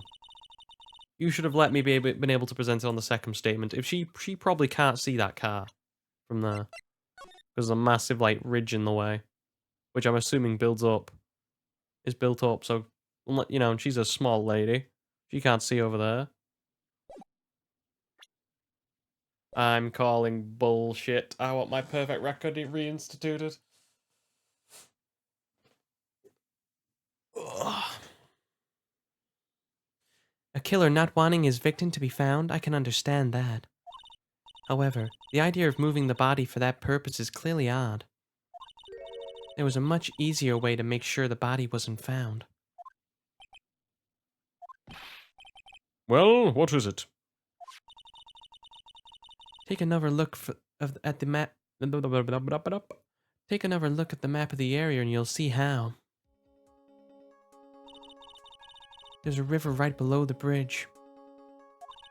Earlier, Mr. Edgeworth pointed out something interesting about the river. For those who are not aware, Eagle River is well known for its powerful current. Most bodies that fall in there are never recovered. Ah, In the kidnapping case 5 years ago, the victim's body was carried away and never found. Nope, we got her on the ropes. If 10 murders were to occur at the same spot above Eagle River, you can bet your boots that every other killer would have tossed the body in the water. Interesting. hold her. I'm not sure if I care for the way you put that, Miss Fay. I must admit it does seem not to have thrown... But I must admit it does seem odd not to have thrown the body in the water. Well, Mr. Edgeworth? How sad. Perhaps Miss Fay would do well to try taking a dip in the river herself. After all, you claim to be such an expert in the ways of nature. What are you talking about?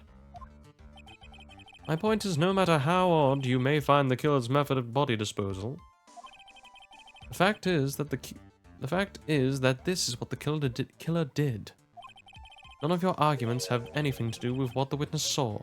That's what I was trying to do before. I'm basically saying she can't see this because there's a massive ridge in the way, or cliff that would, blockade her view. Quite true.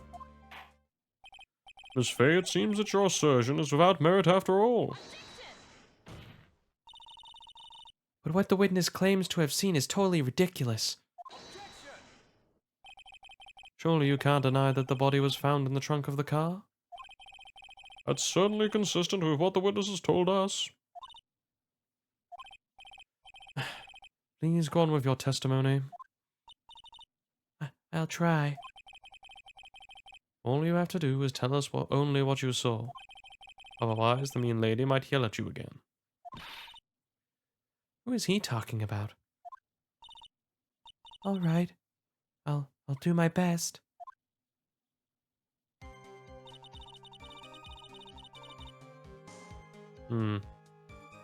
Picked her up in her arms, carried her over to the car. The killer broke into the car, the trunk, the killer broke into the trunk of the car, of the stolen car, and hid the body in there.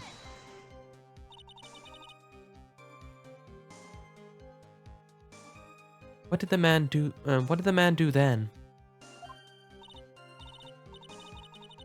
Well, naturally, he got in the car and was about to flee. That's when I came to my senses. Said to myself, you have to call the police.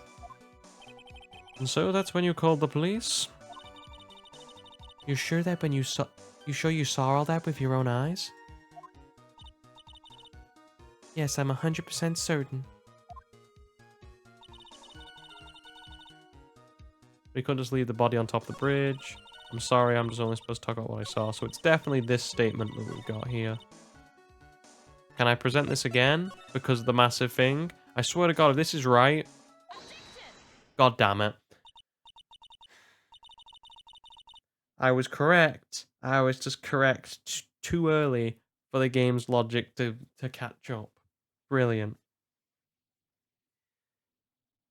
Well, Miss Foster, it looks like you've done it this time. Done what? Made a crucial mistake. A crucial mistake? Like what, Miss Fay? The killer broke into the trunk of the stolen car and hid the body in there? You're saying you saw that, right? With your own eyes? Yeah. And? It's simple, Miss Foster. Take a look at the diagram.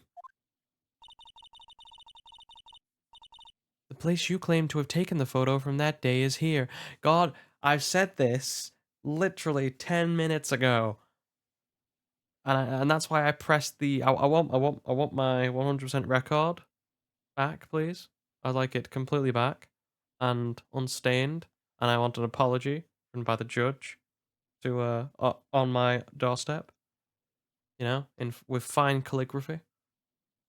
A detailed noted apology for him being an idiot and me being the genius. I don't think I'm going to get that, though. Do not think I'm going to get that. Not at all. The place you claim to have taken the photo from that day is here. Do you see what I mean? Even you tried to see the car. This outcropping of rock is directly in the way. That's right, Miss Foster. From where you were standing, you could not have possibly seen the killer's car. Ah. I admit that the diagram shows a large outcropping of rock. However, it isn't so tall that it would stop her from seeing the car. That's right. It's not high at all. I was able to see his car just fine. Oh, I don't think so, Buttercup. I'm so sorry, but that just doesn't wash. Huh? I believe it was the witness who presented this as evidence to the court, yes? This is the location where the photo was taken from? Your own story tells the whole your own photo tells the whole story. You can very clearly see the left-hand side of the bridge. And the outcropping of rock that's being referred to is really more of a cliff. Your view should have been completely cut off by this cliff. But still, you claim to have been able to see the killer's car. No! Hold her! Hold her! Hold her in the court! What does this mean? What is the meaning of all this ballyhoo? Not heard that in a while. Your Honor, don't jump to any hasty conclusions. The fact that the escapee fled in a stolen car was reported on the news. After witnessing a murder, I'm sure you can appreciate that the witness was very upset. She must have heard about the stolen car and convinced herself that she saw it. That's in that literally called leading the witness. Isn't that not allowed in a court of law?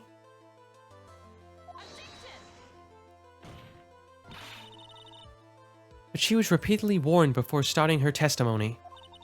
She was told to testify only what about she saw with her own eyes. Oh. Mr. Judge? What is it? I think I must have remembered things wrong. Hey, wait a minute, you can't just say that. Miss Faye, no one on the face of the planet is perfect.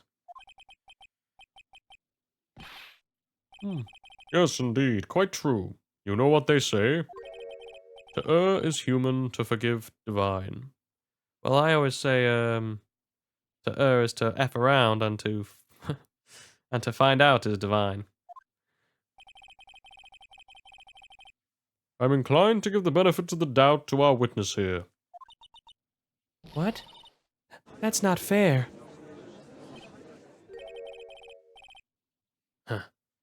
Save the tears for later, kitten. Mr. Armando. Don't look back until the trial is over. Now it is time we go forward. But that wasn't fair. Okay, kitten. Need to relax. Then you need to remember the other kitten's testimony.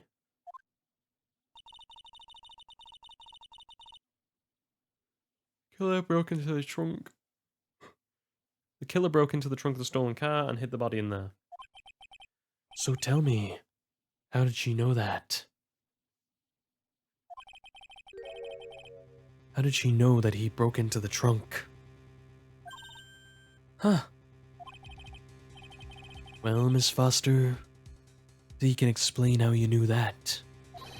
You're going to have a lot of very suspicious people on this side of the courtroom. Well, witness? Well, I'm certain he broke into the trunk. because there were marks left on the trunk lid. I'm certain they were scratch marks when he broke into it. What? I'm sorry. What? Let me see that photo.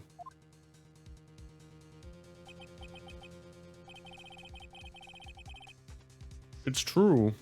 These certainly look like scratch marks around the keyhole. It's obvious that this trunk has been broken into. Well, Miss Fay, are you satisfied?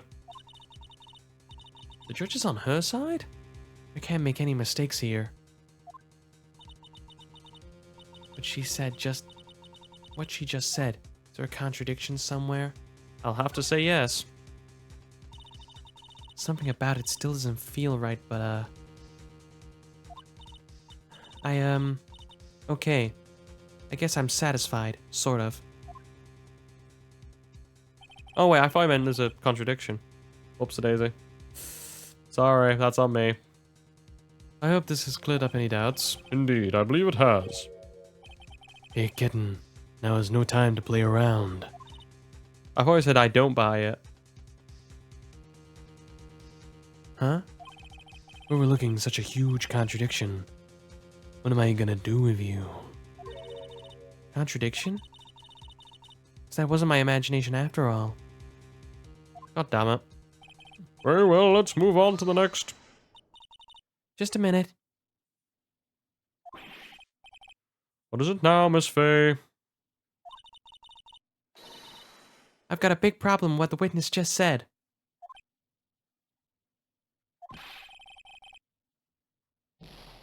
I'd appreciate if you didn't change your mind every 5 seconds. Well, to be fair, that was on me just misreading the text, but okay. Hang in there, Mia. Melissa Foster? Looks like you finally betrayed yourself. What?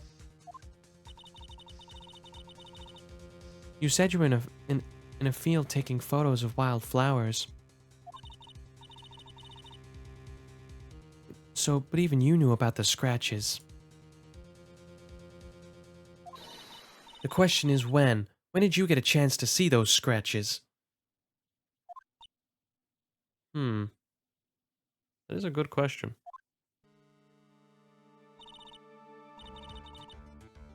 Finally, I got it. I finally got her. Huh. I'm getting pretty tired of waiting over here.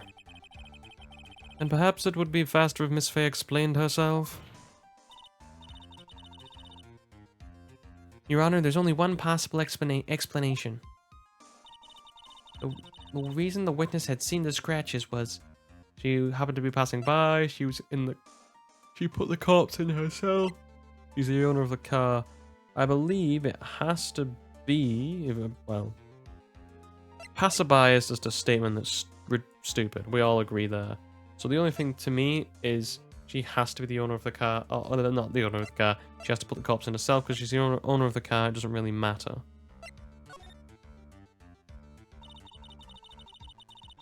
there's only one way that the witness could have had the chance to see those scratches.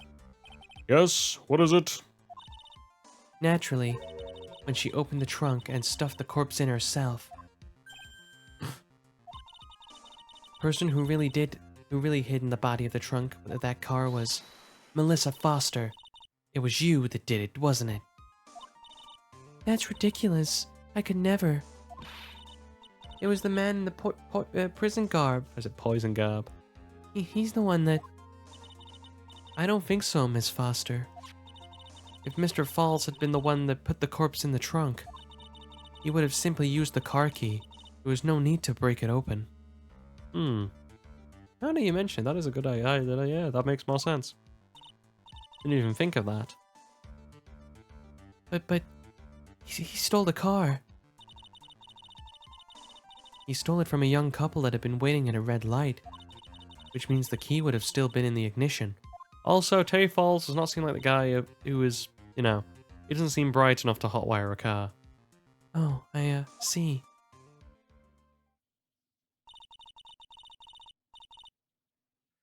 Thank you for telling us about the scratches, Miss Foster.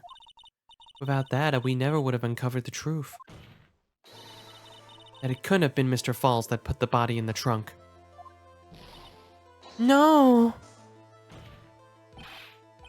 Preposterous.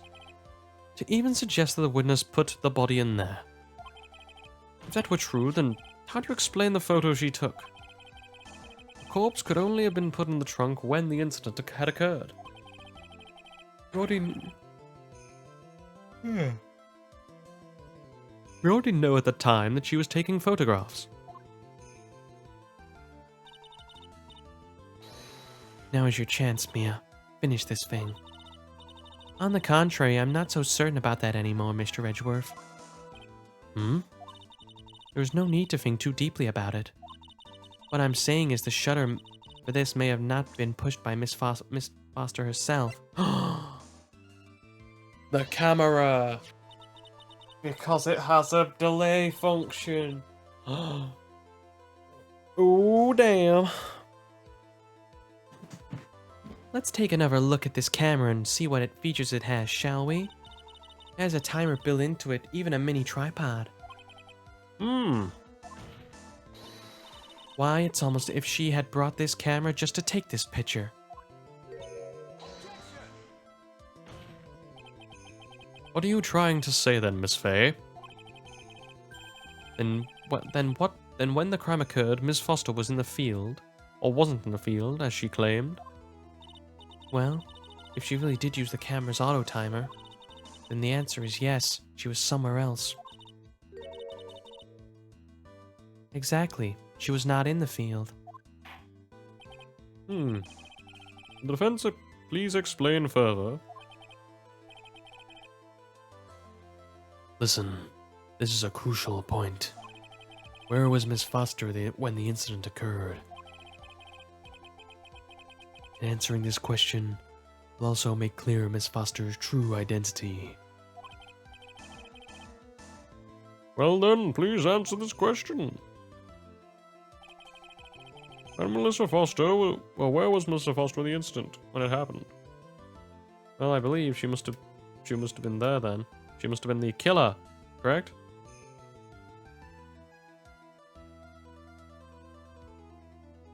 Well, actually, could be the victim as well. I'm thinking about it. Well, if she got the killer into the trunk, I don't know. The way I look at it is, if Dahlia is already in the trunk, and she was already, and say she'd already gone there, and she had to pry that trunk open so that she didn't have the keys. To me, that means that Terry lost the keys. So Terry's either here. Terry's definitely here. I want to say the victim first and then the killer, because we don't actually see the face of the person who was actually in the photo. We suspect it was Dahlia Hawthorne, so I'm going to guess she's the victim. I'll work our way from there. Naturally, the witness was right here. But that's where the victim, Miss Hawthorne, was standing. Well, yeah, you don't see her face though.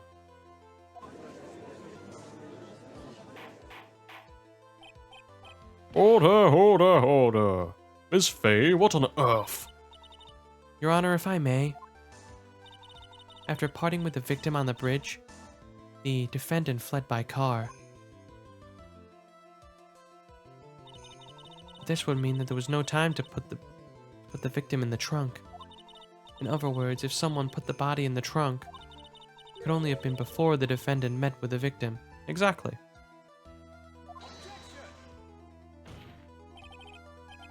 How asinine. Of course Mr. Falls met with a victim. The only person with the opportunity to have put the victim in the trunk is the same man that killed her, Terry Falls. I disagree. We have evidence to prove it. You still don't understand, don't you, Mr. Edgeworth? By the time the victim's photo was taken, the victim was already dead. The person in this photo is not Valerie Hawthorne. Yeah, it's all coming out now. What? I've never heard anything more ridiculous in my entire life. Who exactly is the victim in this photo? It's obvious, isn't it? It's your own witness. Wait, what? It's the only possible explanation. The woman that Mr. Falls met on the bridge that day was not Valerie Hawthorne. It was you, Melissa Foster. Me? Let's remember it was raining and foggy on the day of that on the mountain that day.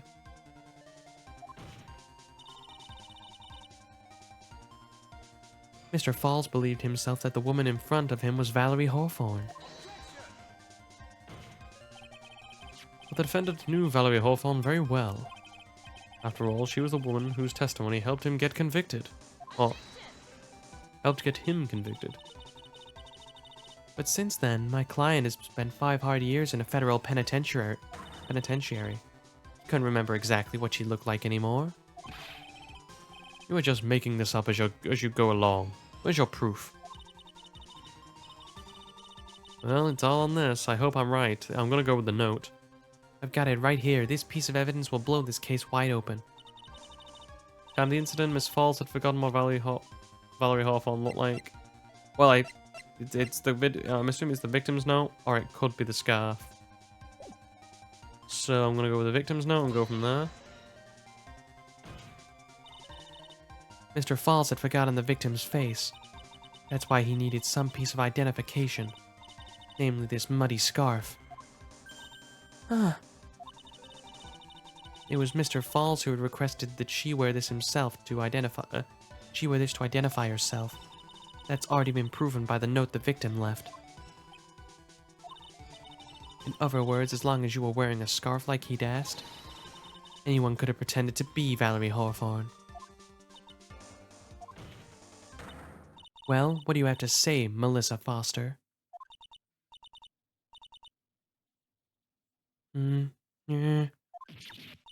No.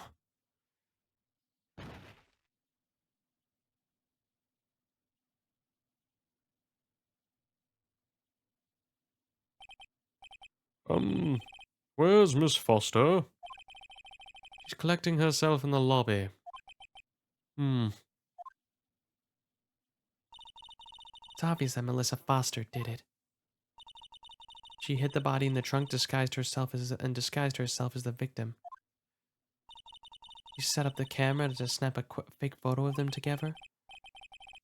The only question is, why did she do it? Well, isn't that obvious? She's the real culprit. Huh. Well, we'll have to wait till for Miss Foster to compose herself before we start again. Until then, this court is in recess. The defense and the prosecution are both to wait in their respective lobbies. Yes, Your Honor. Understood. Very well, this court is in recess. We have been going for a bit, but I want to probably put this in one whole section, I think. I think I'll allow it to go, and we'll play this all out in one. I might regret it, and my voice certainly will if we're playing Falsebound Kingdom after it. But I'd like to keep this going, because it's I like to keep my trials and my, I like to keep the trials and the investigations separate.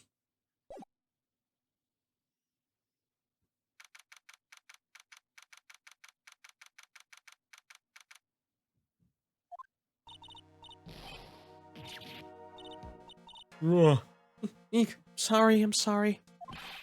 I want to say thanks. You're really good. You really hooked me up. Thanks. We're almost there. Once I prove that she committed the crime. Yeah. There's one big obstacle we've got to get past. Obstacle? Yeah. Motive. Why would Melissa Foster kill that policewoman anyway? Motive, huh? Anyway, we're still badly in need of information. Information, right. What we need most of all is info about this Melissa Foster herself. All we know is that she's a student studying literature. And one more thing. What is it? Oh, what is it? Well, the incident 5 years ago, that happened 5 years ago, of course. The kidnapping murder case of that zebra boy is on death row for.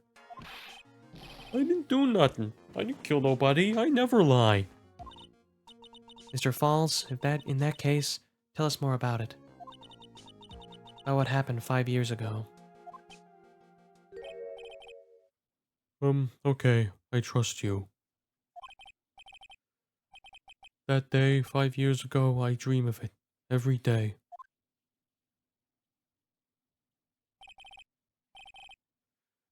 This picture, it reminds me of everything.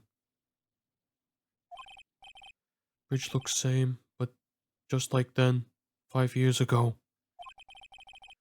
Looked like it could fall apart. Fall apart any minute.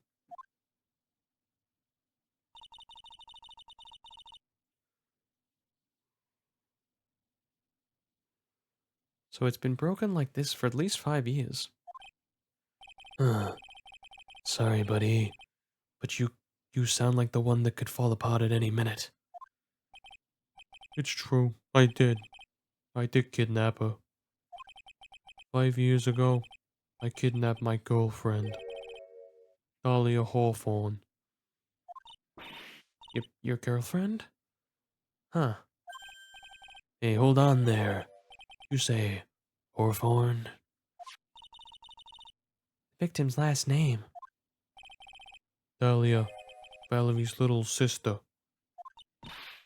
Wait, what? Are you serious?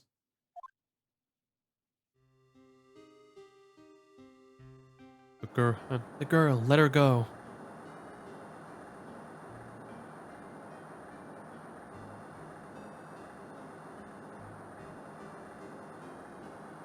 Shut up, come closer and I kill her.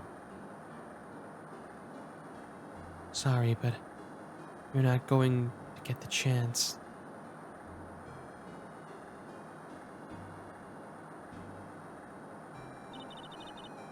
The detective back then was Valerie Hawthorne. So, 5 years ago, I just want to check with the courts to see how old Dahlia is. I believe she would have been 14 at the time.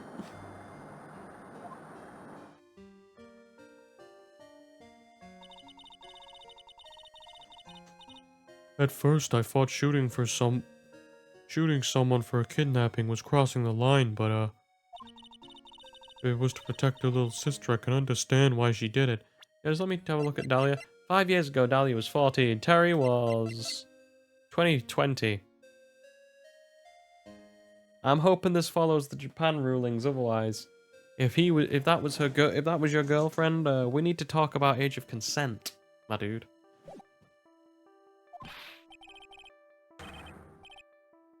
I'm wrong.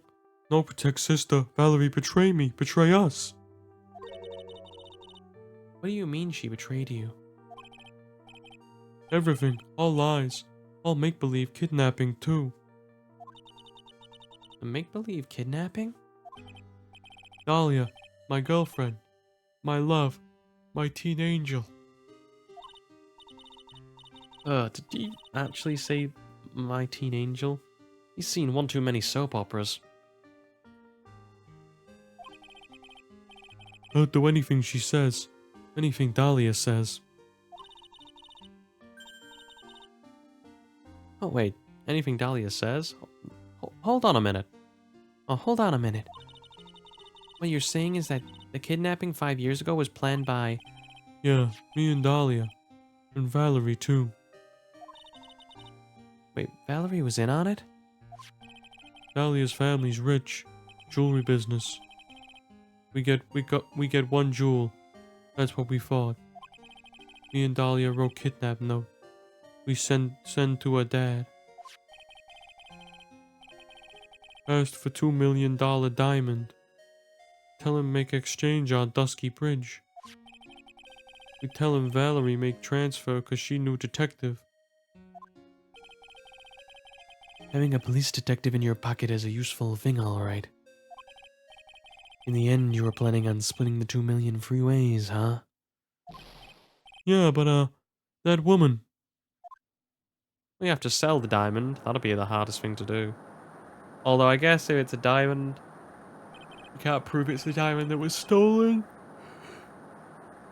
It might be, you might be okay. That woman. Valerie. She do it for real. She shoot at me for real. Me and Dahlia.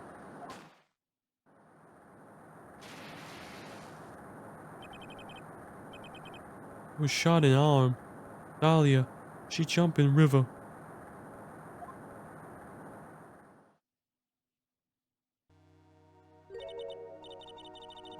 Jump? You don't mean she jumped on purpose, do you? I couldn't do it. I could never push her. Anyway, I blacked out and wake up with police all over. And that's when they decided to give you the death sentence. I couldn't believe it. That woman, she betrayed me.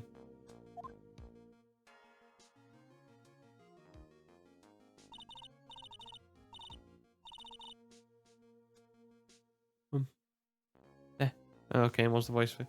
That man, Terry Falls, he killed her. He threw her off the bridge.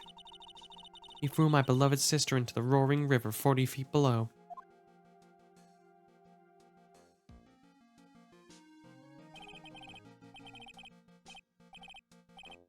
He's... These 5 years, all I wonder is why? Why? Why? Why did she lie? That's all I want to know. So that's why you called her. You wanted to hear the truth from Valerie herself. Yeah, but, I forget what she looked like, so I tell her to wear a scarf. I don't want to hurt her. Just ask why. Why? Why did you lie? Why did you betray me? I just want to hear answer come from mouth. That's all. So that's why you made a crazy escape like that. Just one thing, Zebra Boy. My senses are tingling all over. Tell me, Mr. Falls, where is it? Huh? Where's what? Come on now, kitten. The ransom. The $2 million diamond.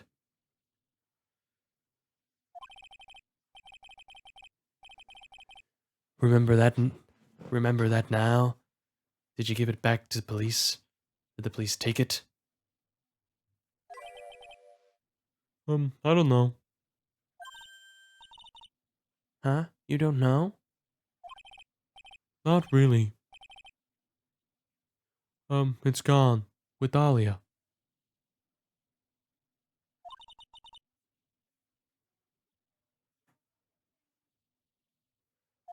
With Dahlia? Sorry, just having a bit of connection issues. Just trying to do my best to sort them back out. That day on the bridge. Dahlia put it in backpack.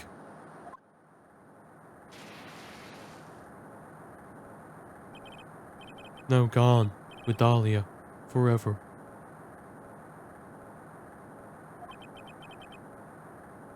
Into Eagle River. Okay, everything should be loading back up. It disappeared with... Oh, it disappeared with Dahlia, huh? Wait a minute. You can come back... You can come back in now. We're about ready to go. Mr. Falls, just one more question. When you said with Dahlia, do you mean the diamond is still missing? Along with the body of Dahlia Hawthorne? Never found her. My sweet Dahlia. You never found her. Swallowed by the river. Gone. Dahlia. My teen angel.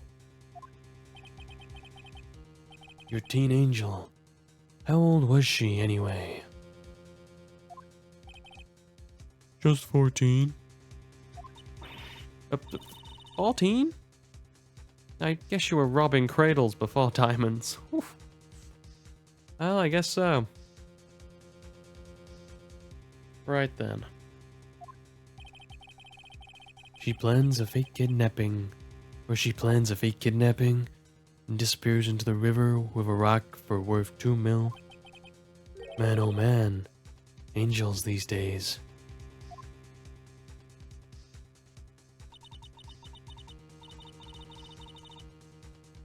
Falls takes the fall and gets a one-way ticket to death row. Is Dahlia Hawthorne an angel? Or is she really a... It's time, kitten. Looks like we have a few more aces up our sleeve now. You bet. Okay, now we got the diamond. The training wheels come off now, Mia. You've got to strike while the iron's hot. That's one of my rules, remember it. God damn, is he a handsome man?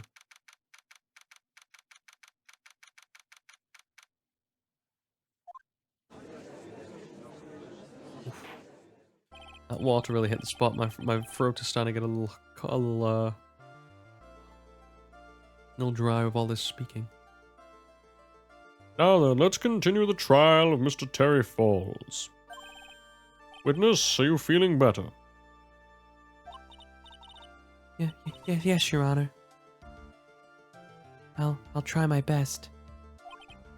You're a brave young lady. Not this again. I can understand a defense lawyer waiting to get her client off the hook. However, to try and pin the crime on an innocent student is... What are you talking about? My witness is not a person on trial here. She is an innocent bystander who witnessed a violent crime. That's all. What possible reason could a girl like this have for murdering a policewoman? It is certainly hard to imagine this woman as a murderer. Her motive? Huh, I guess I have to establish that next. Well, Miss Fay, do you have any evidence of a motive? Yes, of course. I think. Huh. You're still acting as tame as a kitten. Mr. Armando. Listen. A lawyer is someone who smiles no matter how bad it gets. Smiling on the outside while your guts are twisted in knots is the mark of a pro. Maybe so, but I wish you would quit grinning at me like that. Excuse me.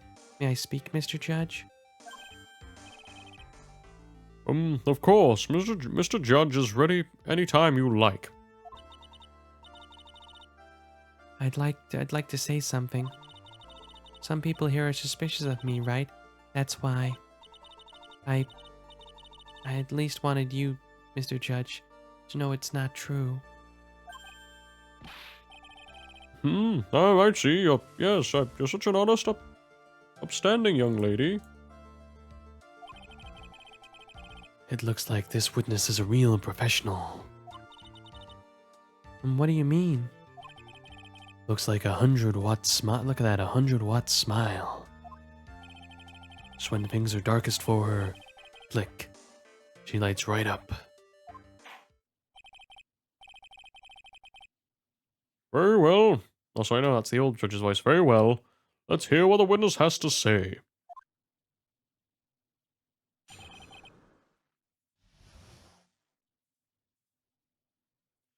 And we're into the weeds now. I was out of the country until that year before last. Till I entered college, I've never even been here to Eagle Mountain before. And I certainly don't have any reason for wanting to hurt a police officer. Holding a grudge and killing the officer who testified against you 5 years ago? Or kidnapping a poor girl? I just think the defendant is a terrible, horrible monster. Just keeping an eye on the bit rate, see if it's still going strong. Out of the country, hey? Precisely. Furthermore, she has no possible motive for committing murder. Indeed. You're up to bat, kitten. Sharpen those claws and put on your best smile. You bet. Somehow I have to tie her to this case.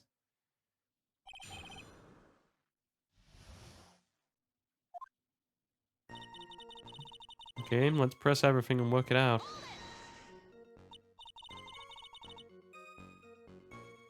So what country were you living in? Then? We're living abroad, but my parents were killed. After my parents were killed. It was a brutal civil war. She had to try to make her way back home alone. I lost everything. Didn't even have any personal identification. What kind of sob story is this? What do I do? Should I press her for more details? Yep, because we're not going to get punished if we do. Witness, answer my question. I'll even repeat it for you. What country were you in? Your Honor, this line of questioning is childish. What country she was in and how many languages she can speak are irrelevant here. What we're here to evaluate is whether this witness has any connection to the case. I lived abroad ever since I was a little girl. That's why I could never have known Mr. Falls or Detective Hawthorne. Yes, I think we've established that point. Yes, indeed. Well then, shall we add what you've just stated to the official testimony? Yes, please, Mr. Judge. Okay, naturally I didn't know the victim of the defendant. Interesting we get that right off the bat. You didn't know either person. Are you certain of that? Yes. I'm afraid I'm rather shy around people. Oh well, that can't be helped. Why is he just agreeing with everything that comes out of her mouth? Because he wants to put something in her mouth. Was it not obvious? The first time you saw either of them was when they were on the bridge, correct? Yes, it was really a coincidence. Hey, just because he's got a grandson doesn't mean he can't still, he can't still pull. Playing to college, I've never been to Eagle Mountain before. So what made you decide to go to Eagle Mountain anyway? I just love being outdoors. Picnics, hiking, that sort of thing. You don't look like much of a hiker to me, but you do look like a digger of sorts. Okay, covert burn, you should have said it out loud, but I'll allow it. Eagle Mountain is a 2-hour drive from here and no trains run through here. There are plenty of mountains that are closer and easier to get to.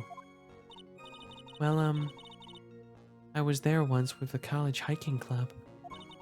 I fell in love with its stark, desolate beauty and its cold yet romantic gloominess. Didn't know you were such a goth. And I'm an emo with my fringe. She's outplaying me here. By the way, what's the name of your college? The prosecution objects to any questions that involve the witness's private life.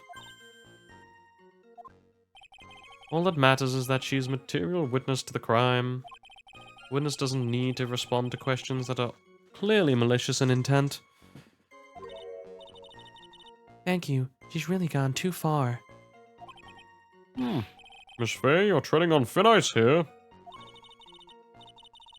I hardly said anything. Talk about sensitive.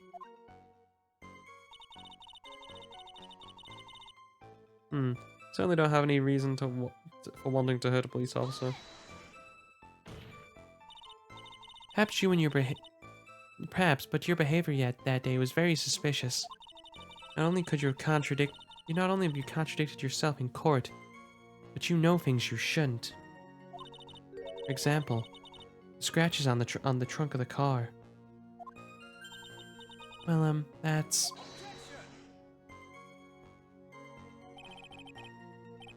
Unfortunately, Miss Fay, your last statement proves nothing.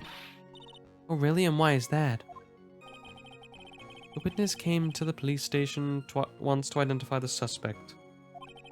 Entirely possible that at that time, an officer showed her this photo. That seems like a rather serious mistake. Ah, that's the oldest trick in the prosecutor book. That's not fair. That wicked inmate. I'll never be able to forget that horrible day. Holding a grudge and killing the officer who testified against you 5 years ago? That seems to be a problem. Although she could have picked it up in this courtroom, to be fair. A grudge? I mean, the actual statement she just said, how would she know that he testified against her 5 years ago? But I guess she could have picked it up by osmosis, by just listening to us natter about it. Well, the policewoman's testimony was crucial, wasn't it? Crucial in getting the defendant sentenced to death. Yes, and that's precisely why he harbored such deep anger against her. Much anger that he forgot his own guilt.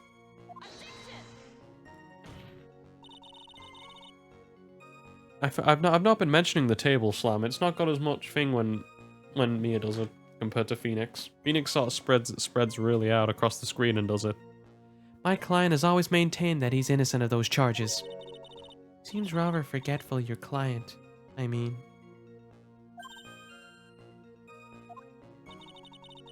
Not only did he forget about what he did, but he forgot about the poor policewoman as well. What do you mean by that? Your client? He forgot what the detective looks like, right? Too bad for her that he didn't forget about her testimony as well. Well, she's right about that. Mr. Falls is kind of forgetful. You said he forgot what the detective looked like. I'll say, You said he forgot what the detective looked like. What do you mean by that? Well, he couldn't tell who she was with some kind of identification, right? quite right. That's why the victim was wearing a scarf as identification. Why, if I had been wearing a white scarf that day, he probably would have tried to kill me. That's true. He's clearly a bitter man. This is bad. Mr. Falls' reputation just keeps getting worse and worse. Sounds like it's best not to poke too deep. What should I do with that last statement? I'll have it added. Your Honor, what the witness just said now is tremendously important. I'd like it added to the official testimony.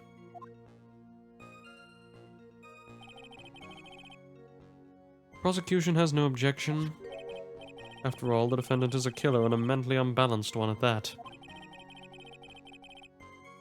This testimony only helps to further prove that point. No, that's not why I...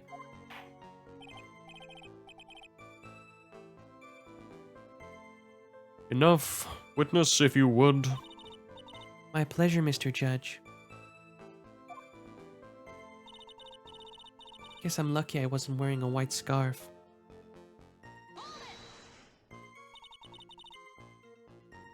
What do you mean by lucky?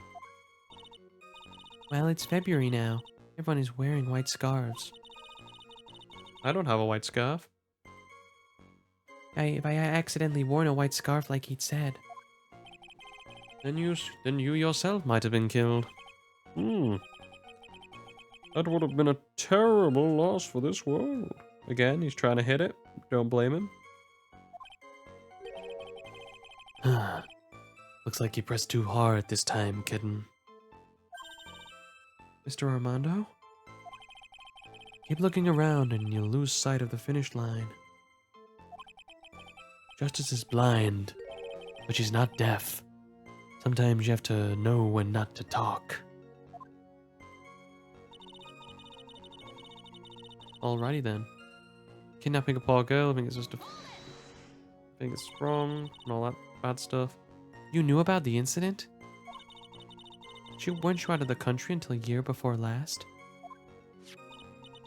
Well, I saw the report about the escaped convict on the news. He had an in-depth report about his whole history. So you were living abroad until about 5 years ago, is that right? Yes. I can't let her get away with these lies. Listen to me. She's neck deep in the whole thing. But somehow you're just gonna have to. You're just gonna have to get her to show her true self to the court.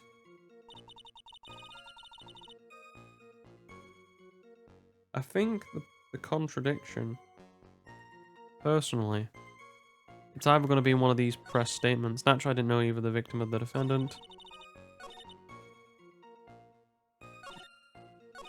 I think this one's the first one because how did she know it was a white... If she said she didn't know the victim of the thing or had no prior knowledge, then how did she know it was a white scarf when it was blue? That sounds like a good idea to me. Witness, I want you to look at this photo you took. It's hard to see in this photo, but the scarf... but look at the scarf the victim wore as identification. Oh, you're talking about this... Oh, sorry, no, that's the old judge's voice. You're talking about this scarf right here. Yeah, that's the scarf the policewoman was wearing. Oh, I got you now. I got her now. Just don't mess up. But that's strange. In your testimony, you stated the following. Guess I'm lucky I wasn't wearing a white scarf. White? Oh, white? This is the scarf that you identified as belonging to the victim. But it certainly doesn't look white to me. Oh.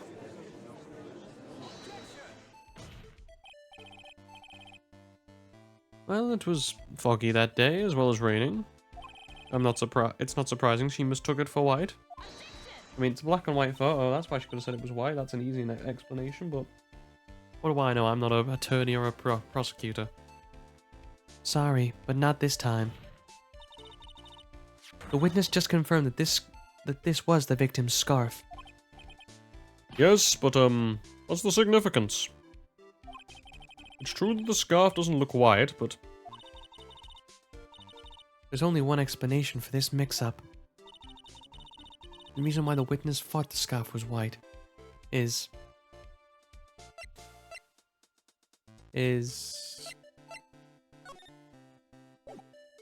My guess is the photo.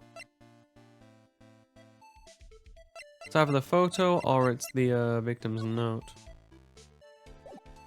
I think I'm gonna go with the victim's note and then go with the photo. Because by all they're acting like that picture of the victim's photo has color. Witness, have you ever seen this note? Note? No, never. It's top secret evidence. There's no reason that you would have. Oh damn, her flick. You know what that means? I wonder about that. What do you mean? This note shows Mr. Fall's instructions to meet the victim regarding their meeting. It says wear a white scarf for identification. White scarf? Witness, you knew what this note said. And it's because you knew that you slipped it and mistakenly said a white scarf.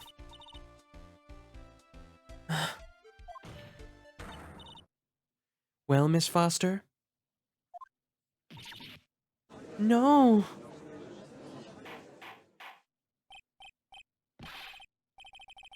Order. Mr. Edgeworth, I'm waiting for an explanation. I'm quite sure this note wasn't leaked to the public. And yet this witness knew exactly what this note said.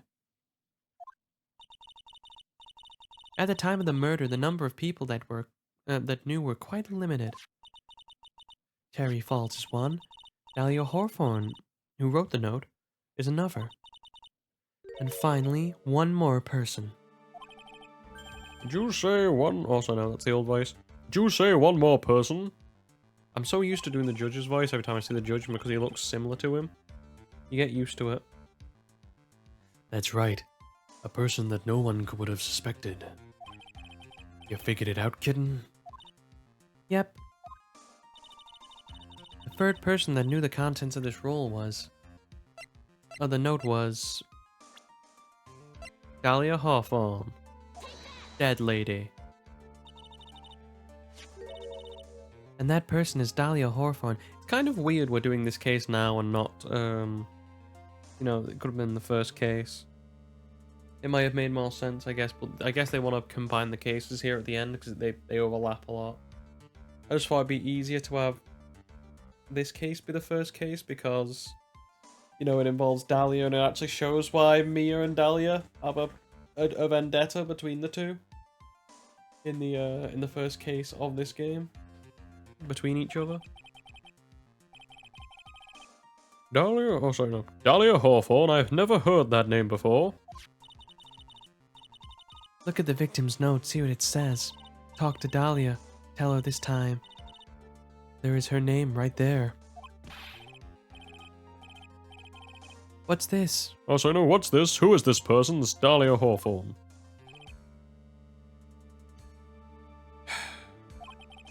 Miss Faye must be desperate as she's trying to bring the dead back to life.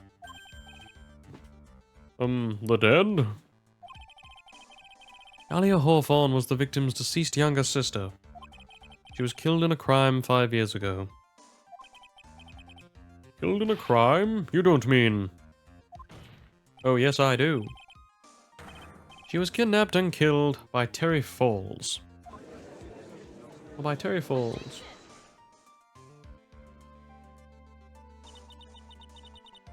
You said she killed, but was she really? What are you implying? Of course people thought she had died 5 years ago. When she fell off Dusky Bridge and was lost in the Eagle River. However, her corpse was never found. She was declared legally dead 5 years ago. As far as the law is concerned, Dahlia Hawthorne is officially dead. But the fact remains that her body was never recovered. You could say the fact remains that her remains were never recovered, but it's a lost opportunity. Dahlia Hawthorne was 14 years old 5 years ago. If she was still alive, she would be 19 now. Melissa Foster, I believe that's the same age you are.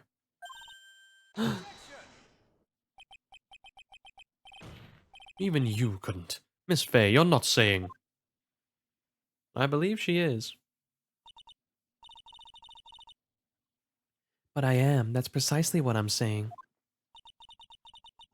This witness before us is the girl that was kidnapped and killed 5 years ago.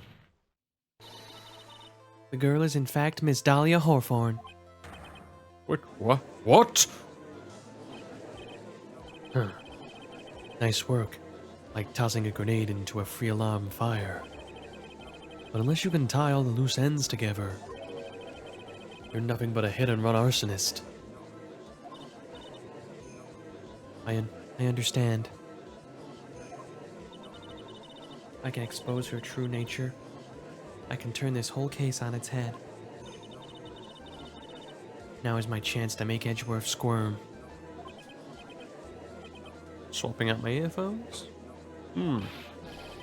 Witness? Yes, I know. Witness. Just who are you anyway?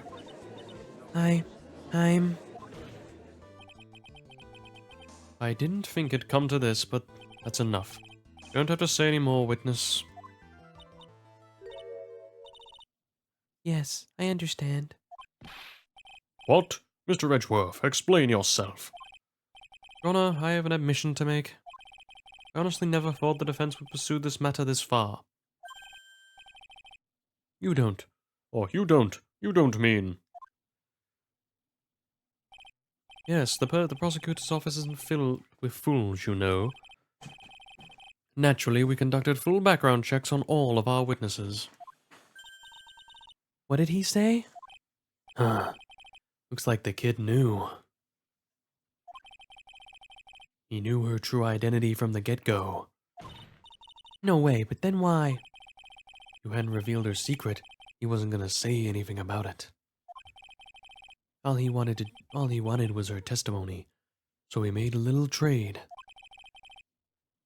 Let me introduce you to the victim's younger sister, Miss Dahlia Hawthorne.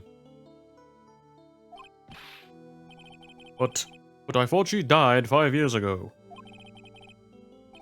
We thought so as well, but, well, as you can see... Why? Why did she hide her identity for 5 years? This has nothing to do with the current case. She was merely an accidental witness to a crime. Really, Edgeworth?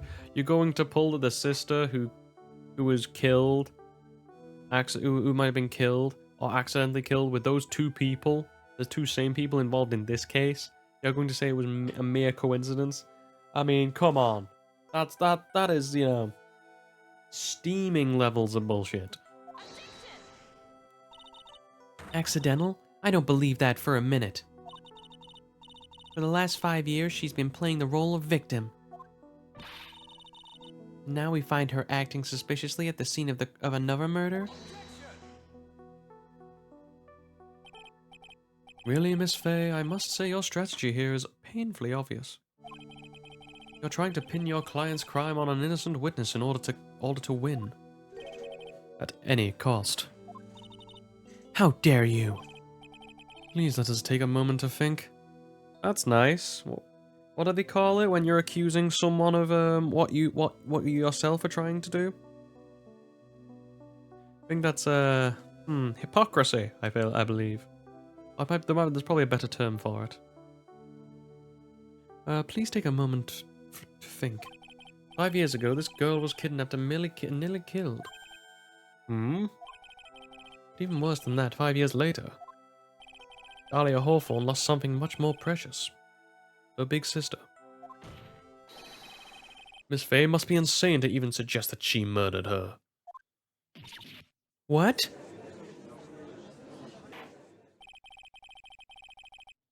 I'm inclined to agree with the prosecution's logic. Miss Fay, do you have any evidence to back up your assertion? What possible reason? What possible reason would the witness have for killing her beloved sister? Well, you see, I thought I was winning, but somehow he's turned it around on me. I think you need a little push in the right direction, kitten. The defense is prepared to present evidence supporting our claim.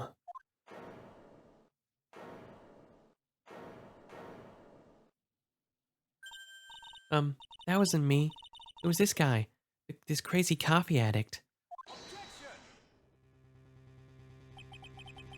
I think we've heard enough empty threats from you, old man. What makes you think they're empty, boy? Because your protege looks like she's sweating bullets. Well, I am sweating bullets. You think you're in a tough spot, huh? Of course, aren't I? No. You just arrived at the moment of truth, that's all. Whether you win or lose, that's up to you. Up to me? The rashness of youth, how charming. It's coming from someone who's younger than me. Now then, let's not waste any more time, Miss Fay. What motive would the witness have for murdering her own sister Valerie Hawthorne?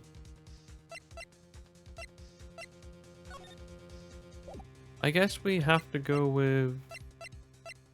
I mean, there's the diamond, and then there's this.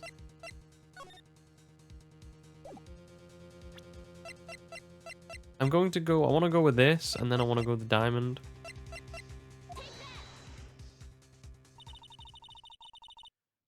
Your story starts after Terry Falls escaped. He called Valerie and told her he wanted to meet. This is the note she left. It says, talk to Dahlia. Tell her this time, the whole truth must come out. Valerie Hawthorne gave Dahlia a warning. She told her she was going to reveal to the world the whole truth. The whole truth? It was a dangerously important secret between Valerie and Dahlia. The reason Dahlia felt she had to kill Valerie, to keep her mouth shut permanently. A terrific story, Miss Fay. If you like fiction, that is. Enlighten the court, Miss Fay. What was the secret that was so important? Where's your evidence? Dahlia and Valerie Hawthorne in Terry Falls. There is only one important secret that connects them all. Oh yeah, I know this secret. Your Honor, the defense would like to request further testimony. What testimony? Regarding the kidnapping 5 years ago, we believe it will explain a lot of things, such as the nature of the important secret between the Hawthorne sisters.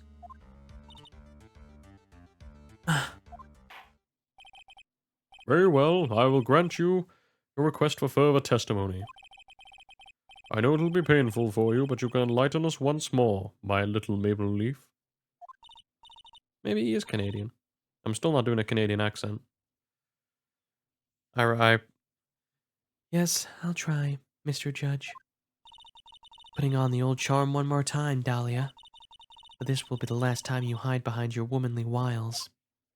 Yeah, I'm not going to put a Canadian accent. One, because I don't think I can do it. Two, because, you know, as a Brit, I really can't stand a nation that is meant to be half French and half English. You know, it's kind of insulting to us as a nation.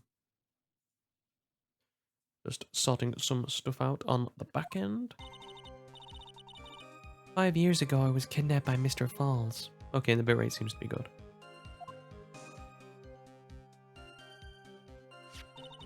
The ransom price was a raw diamond. My sister Valerie brought it to the bridge. After she made the exchange, she shot Mr. Falls in the arm.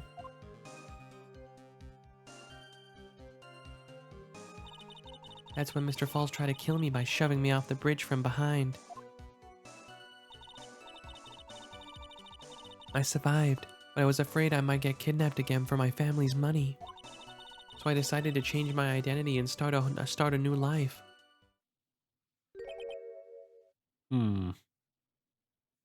I'm calling bullshit.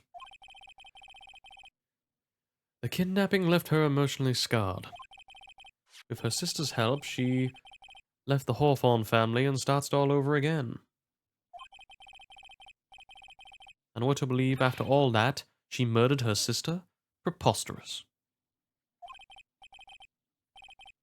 Thank you, Mr. Edgeworth.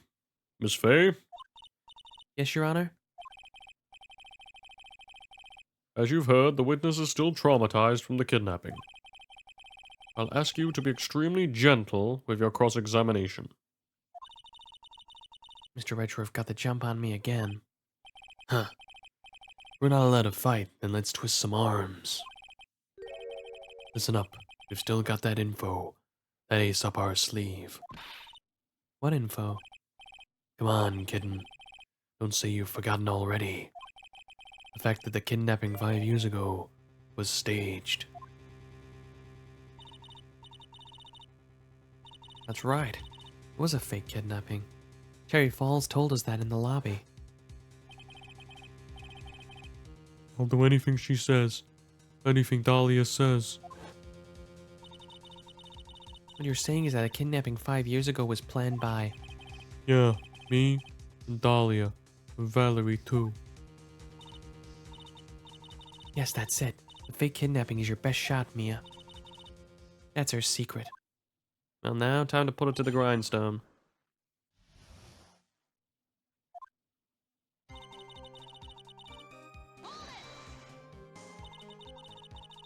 Did you and Mr. Falls have a relationship?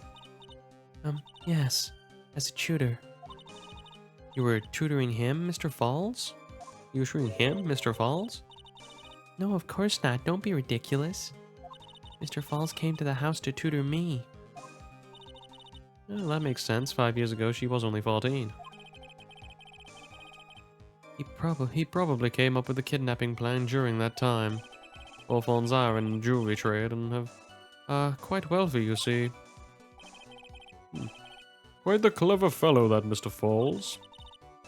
Did I hear him right, or did he just call Mr. Falls a clever fellow?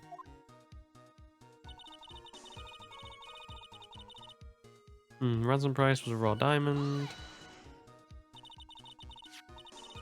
Heard the diamond is valued at in the neighborhood of $2 million. $2 million? If it was still uncut, so it was about the size of a pint of milk. That is one big diamond. $2 million pint of milk. I don't know what to think about that. Yeah, I don't. Well, I mean, unless you're, you know, really into milk. To be fair, if I could, I'd definitely drink milk over water all the time. But I just obviously water's cheaper. just go full. I'd go full Kurt Angle. Just be dousing myself with bottles of milk. The defendant demanded that her sister Valerie make the exchange. Not a detective, of course, but as an individual. By the way, I want to ask you, Mr. Edgeworth, why did you think he wanted to make the exchange up on that mountain? If he ever got surrounded, it would be hard to escape. There's one thing a kidnapper wants to prevent, and that's police involvement. In a place like that, it would be easy to tell if he was being followed. With only one entrance to the mountain, he was ensuring his safety. What a wickedly clever man that Mr. Falls is. Yeah, right. It was all your plan. Anyway, Valerie brought the diamond to the mountain and... And I saw nothing yet.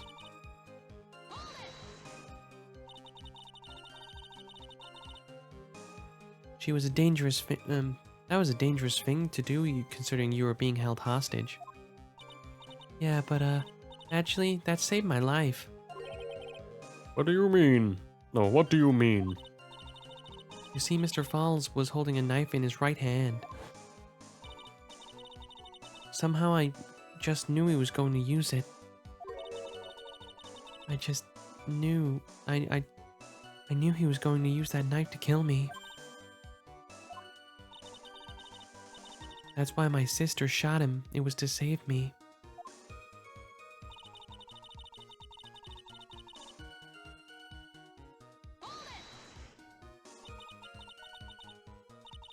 I'd like to hear more about what happened right at that moment. Well, Mr. Falls was shot in the right arm. He let go of me. Ah, okay, and she seemed to got confused with her arms. I was dazed. I turned to try and run away, but Mr. Falls turned to grab me as well.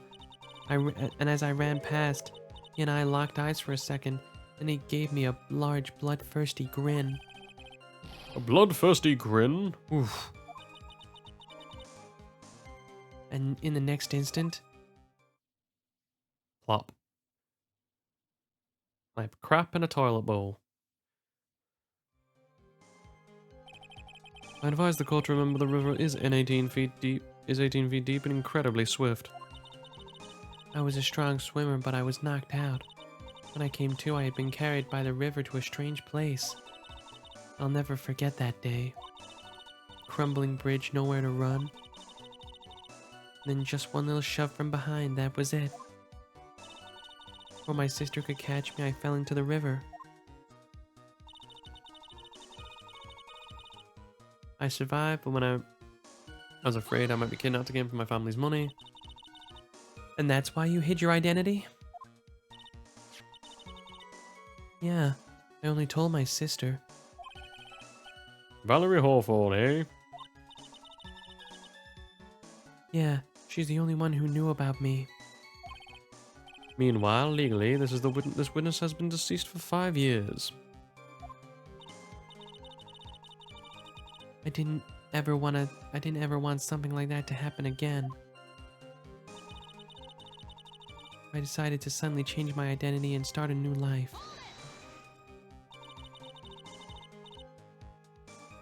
And this new identity was Melissa Foster, right? Yeah, my sister helped get the official paperwork taken care of. That makes sense.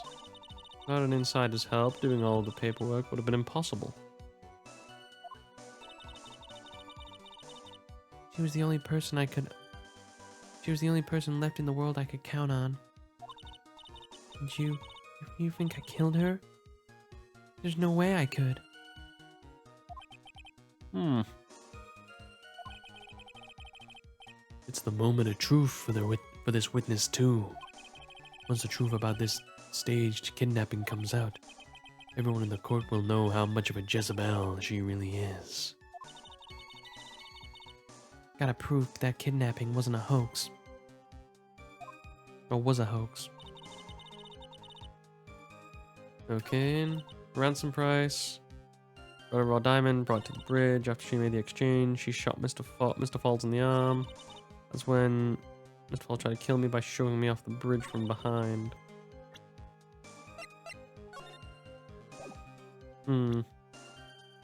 Wait, from behind? Oh, I think I found the contradiction, fellas, accidentally.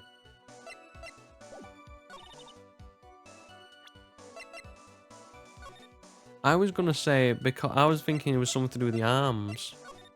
I couldn't find anything. But, now she says that, I think I have a problem with your testimony, love. Shove me off the bridge from behind. If that's true... Booyah. You say that Mr. Falls pushed you into the Eagle River. However, that's hard to believe. But it's true. I felt a push on my back. I'm certain of it. It was Mr. Falls. Oh, I don't think so. I'm hoping you guys got the contradiction as well. I'm sorry. I guess I wasn't clear enough.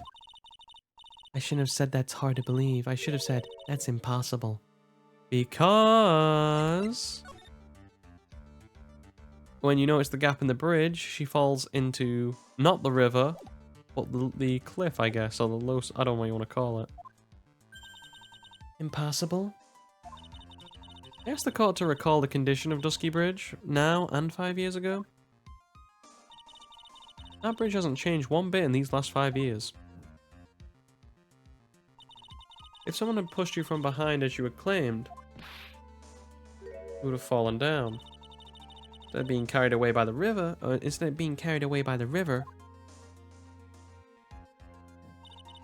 You would have been smashed by the bedrock below. An almost certain death.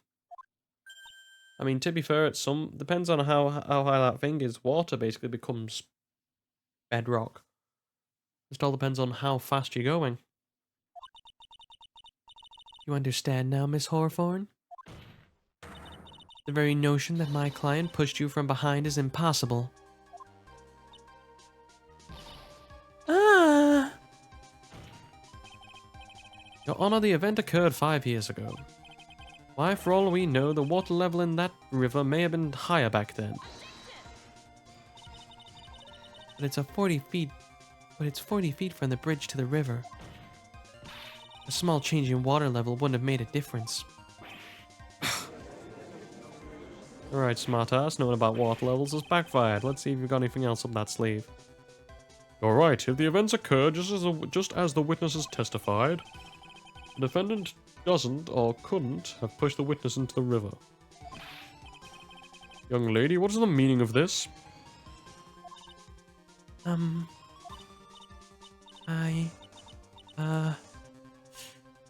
You see, Your Honor, just a moment. It's true the witness testified to the defendant pushed her into the river. However, she never stated that she fell from the back end of the bridge. Oh, she fell from the back end of the bridge.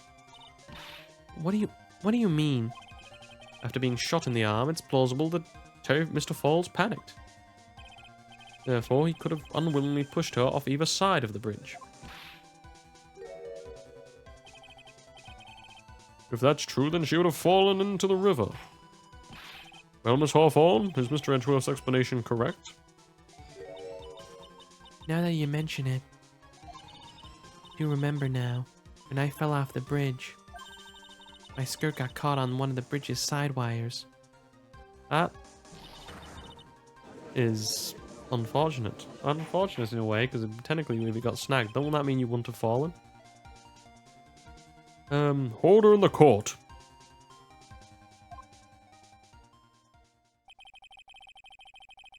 It seems Miss Faye's assault has finally reached its conclusion. Not now, Mia. You've no time. There's no time to retreat. Unfortunately for you, this is just the start of Miss Faye's assault.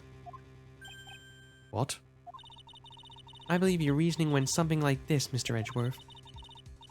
After being shot in the arm, it's plausible Mr. Falls panicked. Therefore, he could have unwittingly pushed her off the side of the bridge.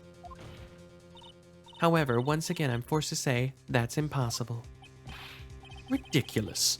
What's so impossible about it? I do love Edgeworth when he does make that face. Because your flawed logic contradicts the court record. I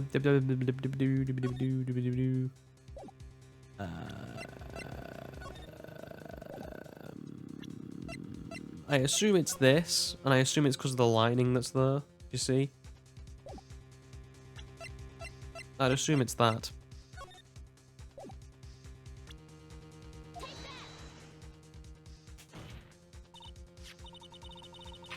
On a roll. And I should just quit now and be an attorney. Hang up streaming. Just go into law, be like, listen, I have single-handedly done all the Phoenix Wright games. I don't need the papers, just let me argue, I'll be great. Your Honor, all of the answers are right here in this photo. Despite me not being able to read. So essentially I did a, you know, if we're going to say that, you know, like, Better Call Saul is somewhat accurate to law documents. If you do cock up in law documents or say the wrong thing, you get screwed over. So apart from that, I'd be pretty good as an attorney by these measures. Take a look at the wires supporting both sides of the bridge. They extend up to about 5 feet off the ground. It'd be impossible to push someone off from there. No! But let's remember the size and strength of the defendant. Wires like this wouldn't be a problem for him. He could have easily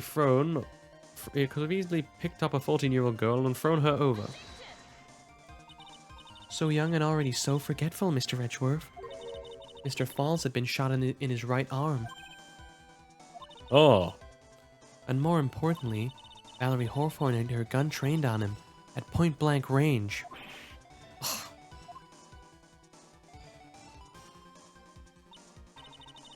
So Mr. Falls throwing the witness off the bridge?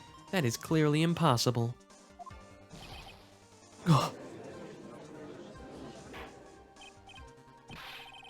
bum bum bum bum bum bum bum boo boo boo boo boo doo doo doo. Good music. order, order. What is the meaning of this? Dahlia Hawthorne, you jumped into Eagle River intentionally. What does that sound?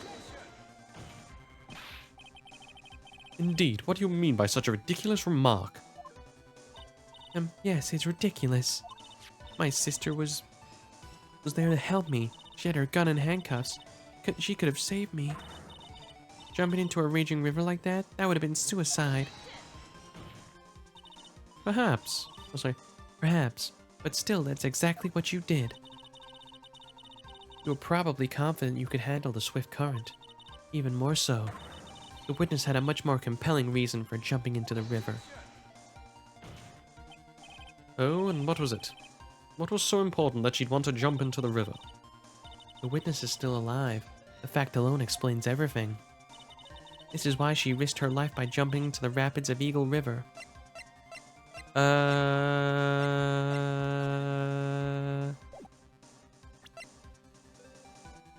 believe the diamond is what we should go for now.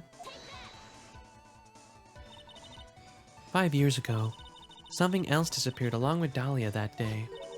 An item that Valerie brought up with a mountain, that Valerie brought up to the mountain with her, the $2 million diamond.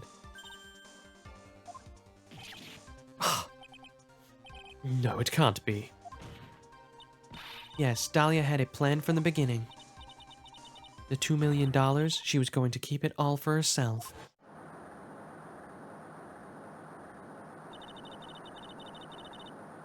She forced Mr. Falls to help her fake the kidnapping.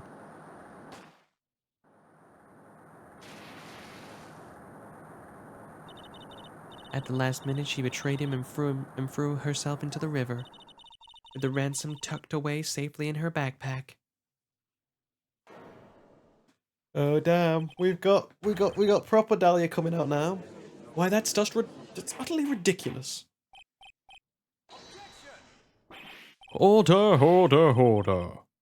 Your Honor, 5 years ago the witness was only 14 years old. Do you really think a 14-year-old is capable of such a demonic plan?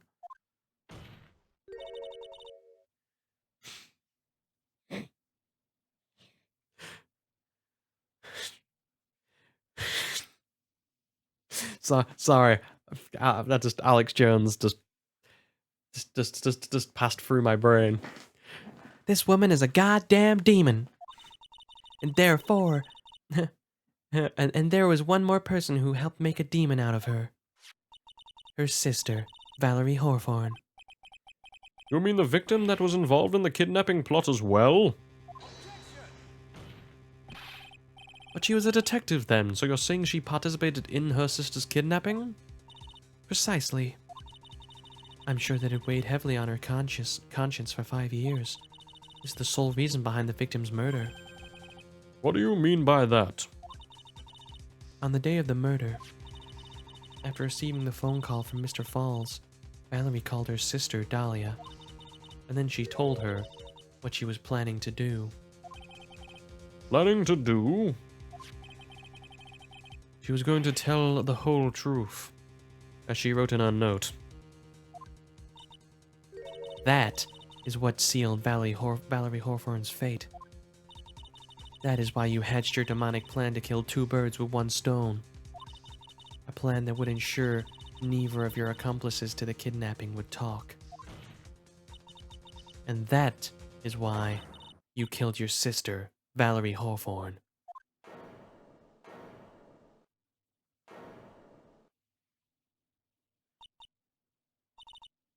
Hee.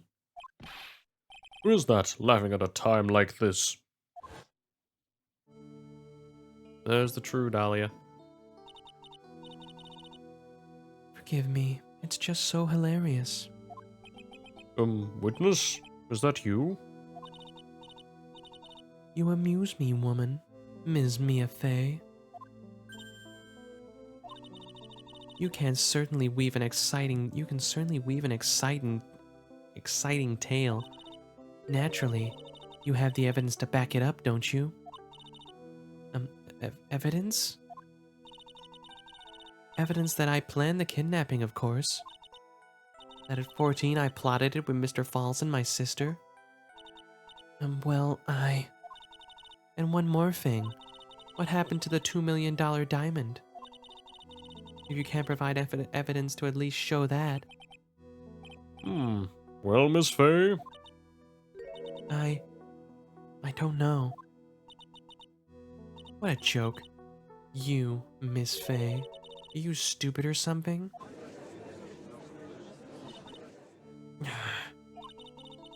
How can I prove a fake kidnapping that happened 5 years ago? I don't even have decisive proof of Valerie Hawthorne's murder. Well, it seems that we've come to the end. To be honest, this witness's behavior does raise certain suspicions.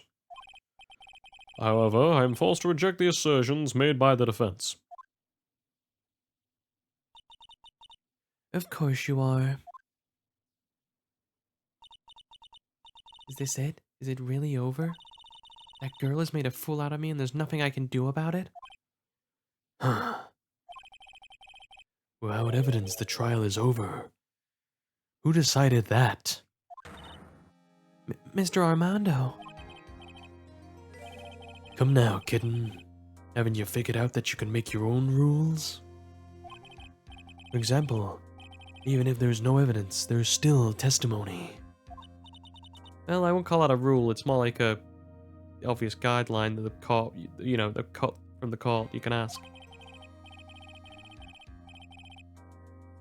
On this day in question, Dahlia Hawthorne murdered her sister Valerie Hawthorne.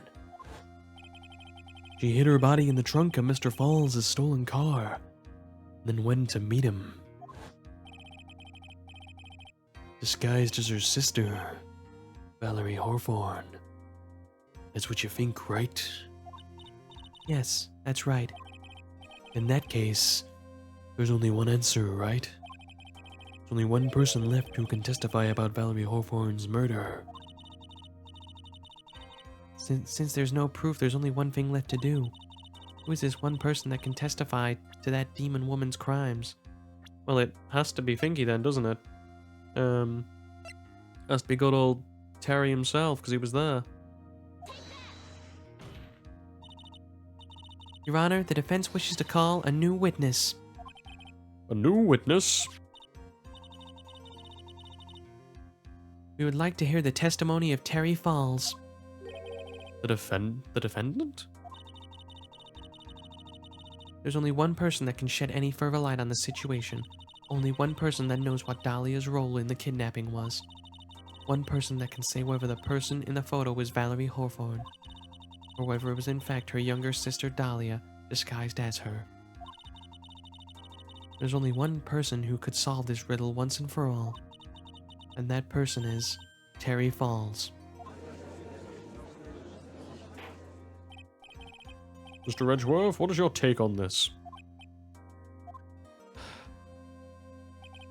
Why not? The prosecution has no objection. Very well. Bailiff, bring the defendant to the witness stand. This is my last chance, Mr. Falls. My last chance to establish Dahlia's guilt. You're all I have left. Doo-ba-doo-boo, ba-da-boo-boo. Defendant, you've heard everything that's been said up to this point, yes? I don't believe it, no way. Dahlia died 5 years ago? Valerie betrayed me. Mr. Falls, I don't know what she said to you 5 years ago, but one thing is clear. Dahlia is very much alive, and you were used for $2 million. That's not true. Mr. Falls, there's only one question I want the answer to. 2 days ago on Dusky Bridge, who did you meet? Was it Valerie Hawthorne or was it Dahlia Hawthorne? Oh, sorry. Was it Valerie Hawthorne or was it Dahlia Hawthorne? Dahlia. Dahlia? Did you betray me? 5 years ago, she promised. She promised never, ever betray each other. Terry, Dahlia. It's true. You are alive. you don't trust me anymore? That makes me sad. Tell the truth, the real truth. I believed in you. I shouldn't need to say it. You should already know. But there is one thing I'll say. My life is in your hands right now, Terry. Dahlia. I will allow Mr. Falls to testify once and once only. Well then, Mr. Falls, yours will be the final testimony in this trial. Well, we already had 3 days. Why do we not have more time to investigate? Witness, Meek, I'm sorry, I apologize. Water, please. Water. Hmm? Can't talk. Need water. Oh well. Guess I'll have to be my cup of coffee instead. At least it'll match the way he probably feels right now. Darker and bitter than hell itself.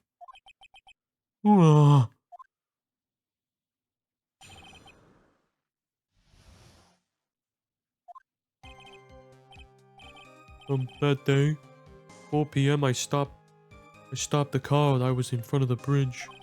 She wasn't there, so I waited on the bridge. I watched my car from the bridge. I never put nobody in car. Finally, that one woman came. She stood in front of me. We talked, and then, she left. That was Valerie. Not my Dahlia.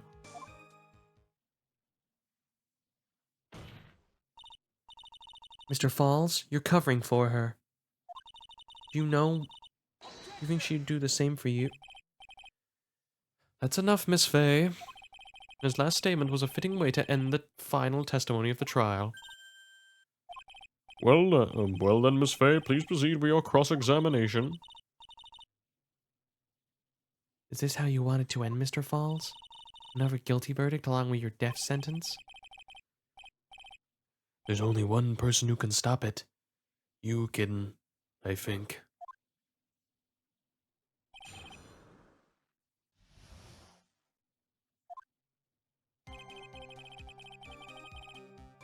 Day 4 p.m. I stopped the car. I was in front of the bridge. According to the note, the meeting was supposed to take place at 4:30. You certainly arrived early, didn't you? It was raining. Already dark, too. You waited on the bridge for 30 minutes? Mr. Falls? Eagle Mountain, that spot, strong memories. Why did he just clam up? Could it be he's hiding something?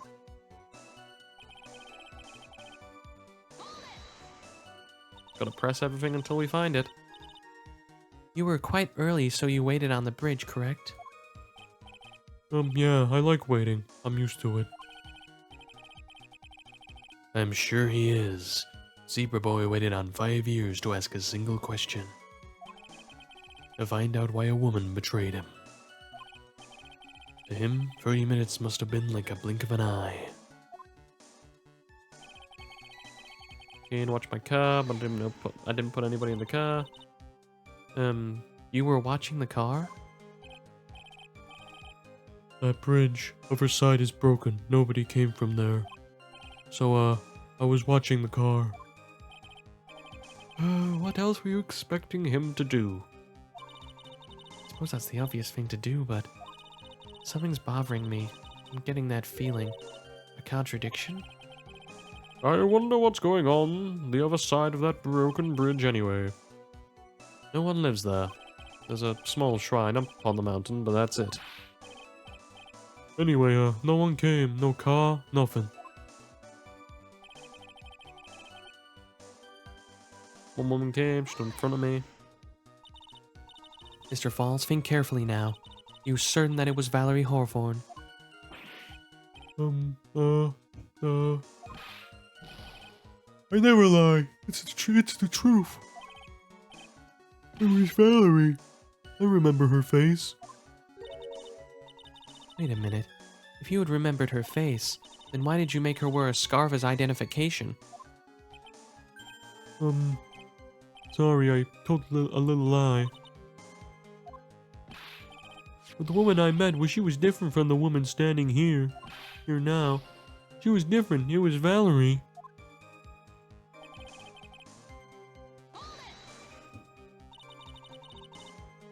What did you talk to her about anyway? Mr. Falls? Valerie told the truth about the kidnapping 5 years ago. She said someone needed to take blame for it. That was all I could think to do, she said. That's why she lied, got me the death penalty. And were you satisfied with your answer, witness? Dahlia died. It was my fault. But I don't really remember. Maybe I did. Maybe I did push her in. It don't matter no more. Either way, my Dahlia, my sweet teen angel, dead. But you just saw she isn't dead. After Valerie talked to me on bridge, nothing left to live for.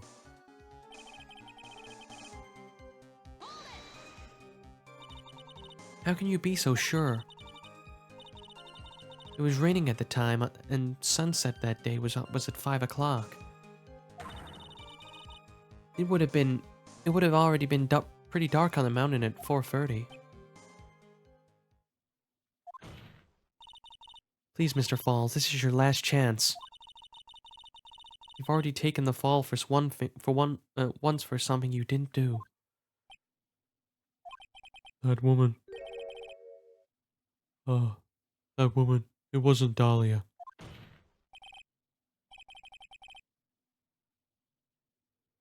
Stop right there. What more needs to be said? Hmm? Even if it means the death penalty, even if it means taking the blame for murder, you still do whatever is necessary to protect her, won't you, Mr. Falls? I know it's obvious, but he's clearly lying. He's been cursed by Dahlia Hawthorne. He'll probably go to his grave still believing in her.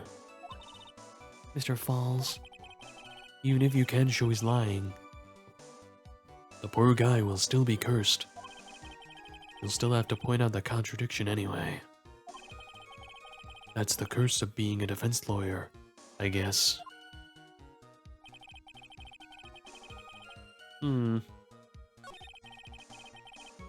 She wasn't there, so I waited on the bridge. Wait, whoa, hang on a minute. Waited on the bridge? No, not what I was looking for. Where's the... 4:30, that bridge. Where's Scarf for identification? Talk to Dahlia, talk to her this time, this whole trip was come out. Doesn't that mean she wrote the note, she'd be waiting for him? Or am I just thinking that I watched my car from the bridge? Nope, but nobody in the car. One woman came, she stood right in front of me.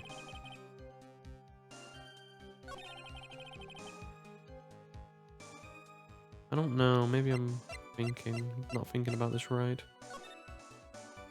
there anything here? Doesn't look like it, apart from the busted car. Oh! Got it, I was right. This is what I need, this is the evidence. Now, the thing is... Okay, I don't know which statement though. She wasn't there, so I waited on the bridge. Watched from my car on the bridge. Nobody in the car, that's fine. Finally, one woman came. She stood in front of me. We talked, then she left. So I assume it's this one, so I waited on the bridge. It has to be this one. And use the witness's photo, because if she was standing there, then she must have come first. Right? Or am I just big-brained overthinking this and she could have walked past him? I'm gonna go for it. It's the only thing I've got anyway, otherwise we're sort of screwed. I'm a goddamn genius.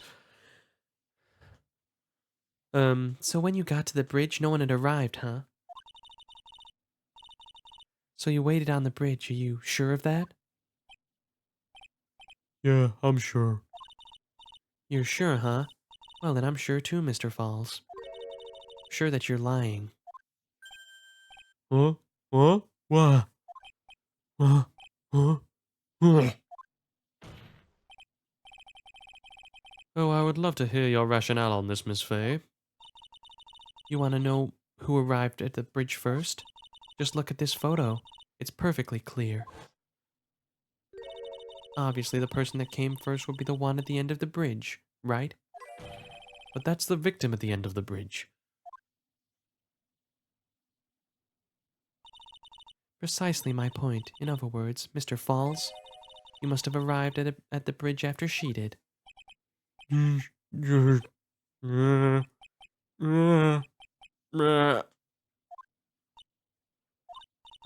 Falls, please don't get so worked up.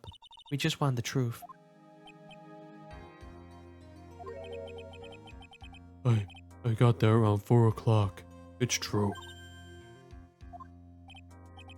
I had somewhere to go. A special place.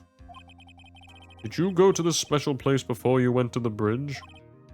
Yeah, it's an old temple, about 15 minutes from the bridge. 5 years ago, me and Dahlia promised each other. We swore we wouldn't betray each other. She brought a memento to represent our love. A memento? 5 years ago, I hid it under the base of tree there. It's a special memory for me. This is it. This is what I want to get. I went to get. This little bottle on a necklace is your memento. It's quite charming, but it looks empty. Your Honor, you heard what my client said. He arrived at the scene of the crime at 4 o'clock. Then he left his car unattended and walked away, when he was gone for approximately 30 minutes. With that much time, Dahlia Hawthorne could have easily hidden the body in the trunk of the car. No! Indeed. That certainly was enough time for it. Still got a chance. Mr. Falls, there's no mistaking it. Huh? Mr. Falls?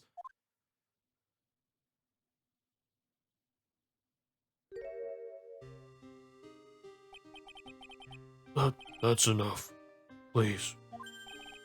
Witness? I promised her 5 years ago, if it ever happens, that we can't trust each other no more, then we're supposed to drink bottle. Ugh. No, stop the trial. Your Honor, we need a recess. I was stupid. Couldn't keep a promise. So I did it. I drank this. No, we're so close, just a little more. I was going to prove your innocence.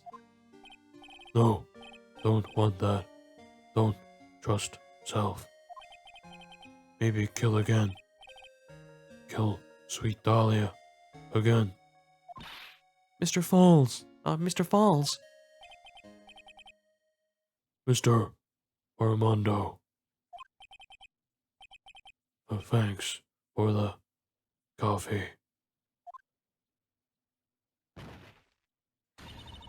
Mr. Falls!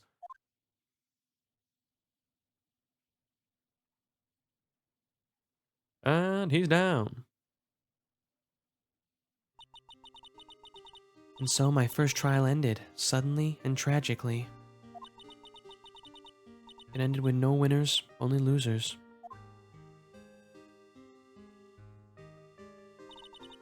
I ended up with a wound that cut so deep into my soul I thought it'd never heal.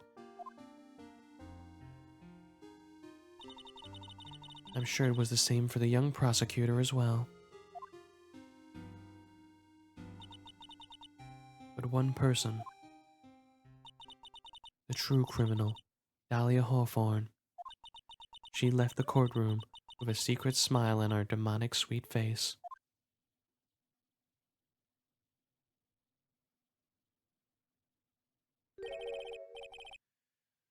Unforgivable. That witch. Mr. Armando. It was so close to the truth. It was right there in front of us. You were just a little too soft, kitten. It's my fault. It's all my fault that Mr. Falls killed himself. Don't cry, kitten. You're going to make my coffee all salty. I knew it. I knew I wasn't cut out for this. Mia, There we go. don't you get it? No, you can't cry yet. Okay, intense. The only time a lawyer can cry is when it's all over. Mr. Armando.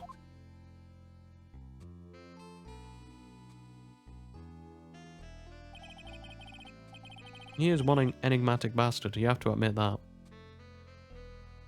No matter how tough the case, no matter how bitter the memories, they always fade over time. Then you file them away and eventually forget them.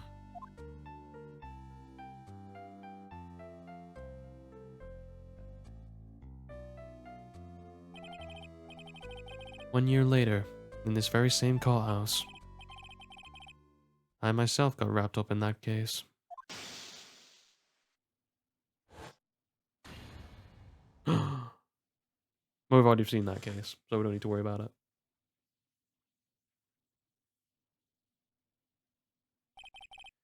Only after that did Dahlia Hawthorne get put on trial for her crimes.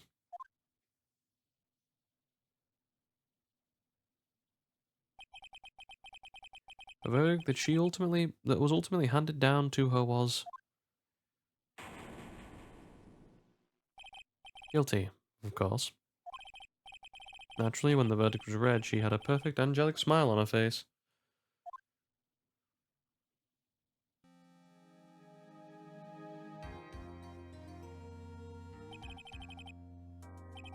Finally over, or at least that's what I thought at the time. Unfortunately, I couldn't have been more wrong. It's been 5 years, but something has happened that's made me remember all of this.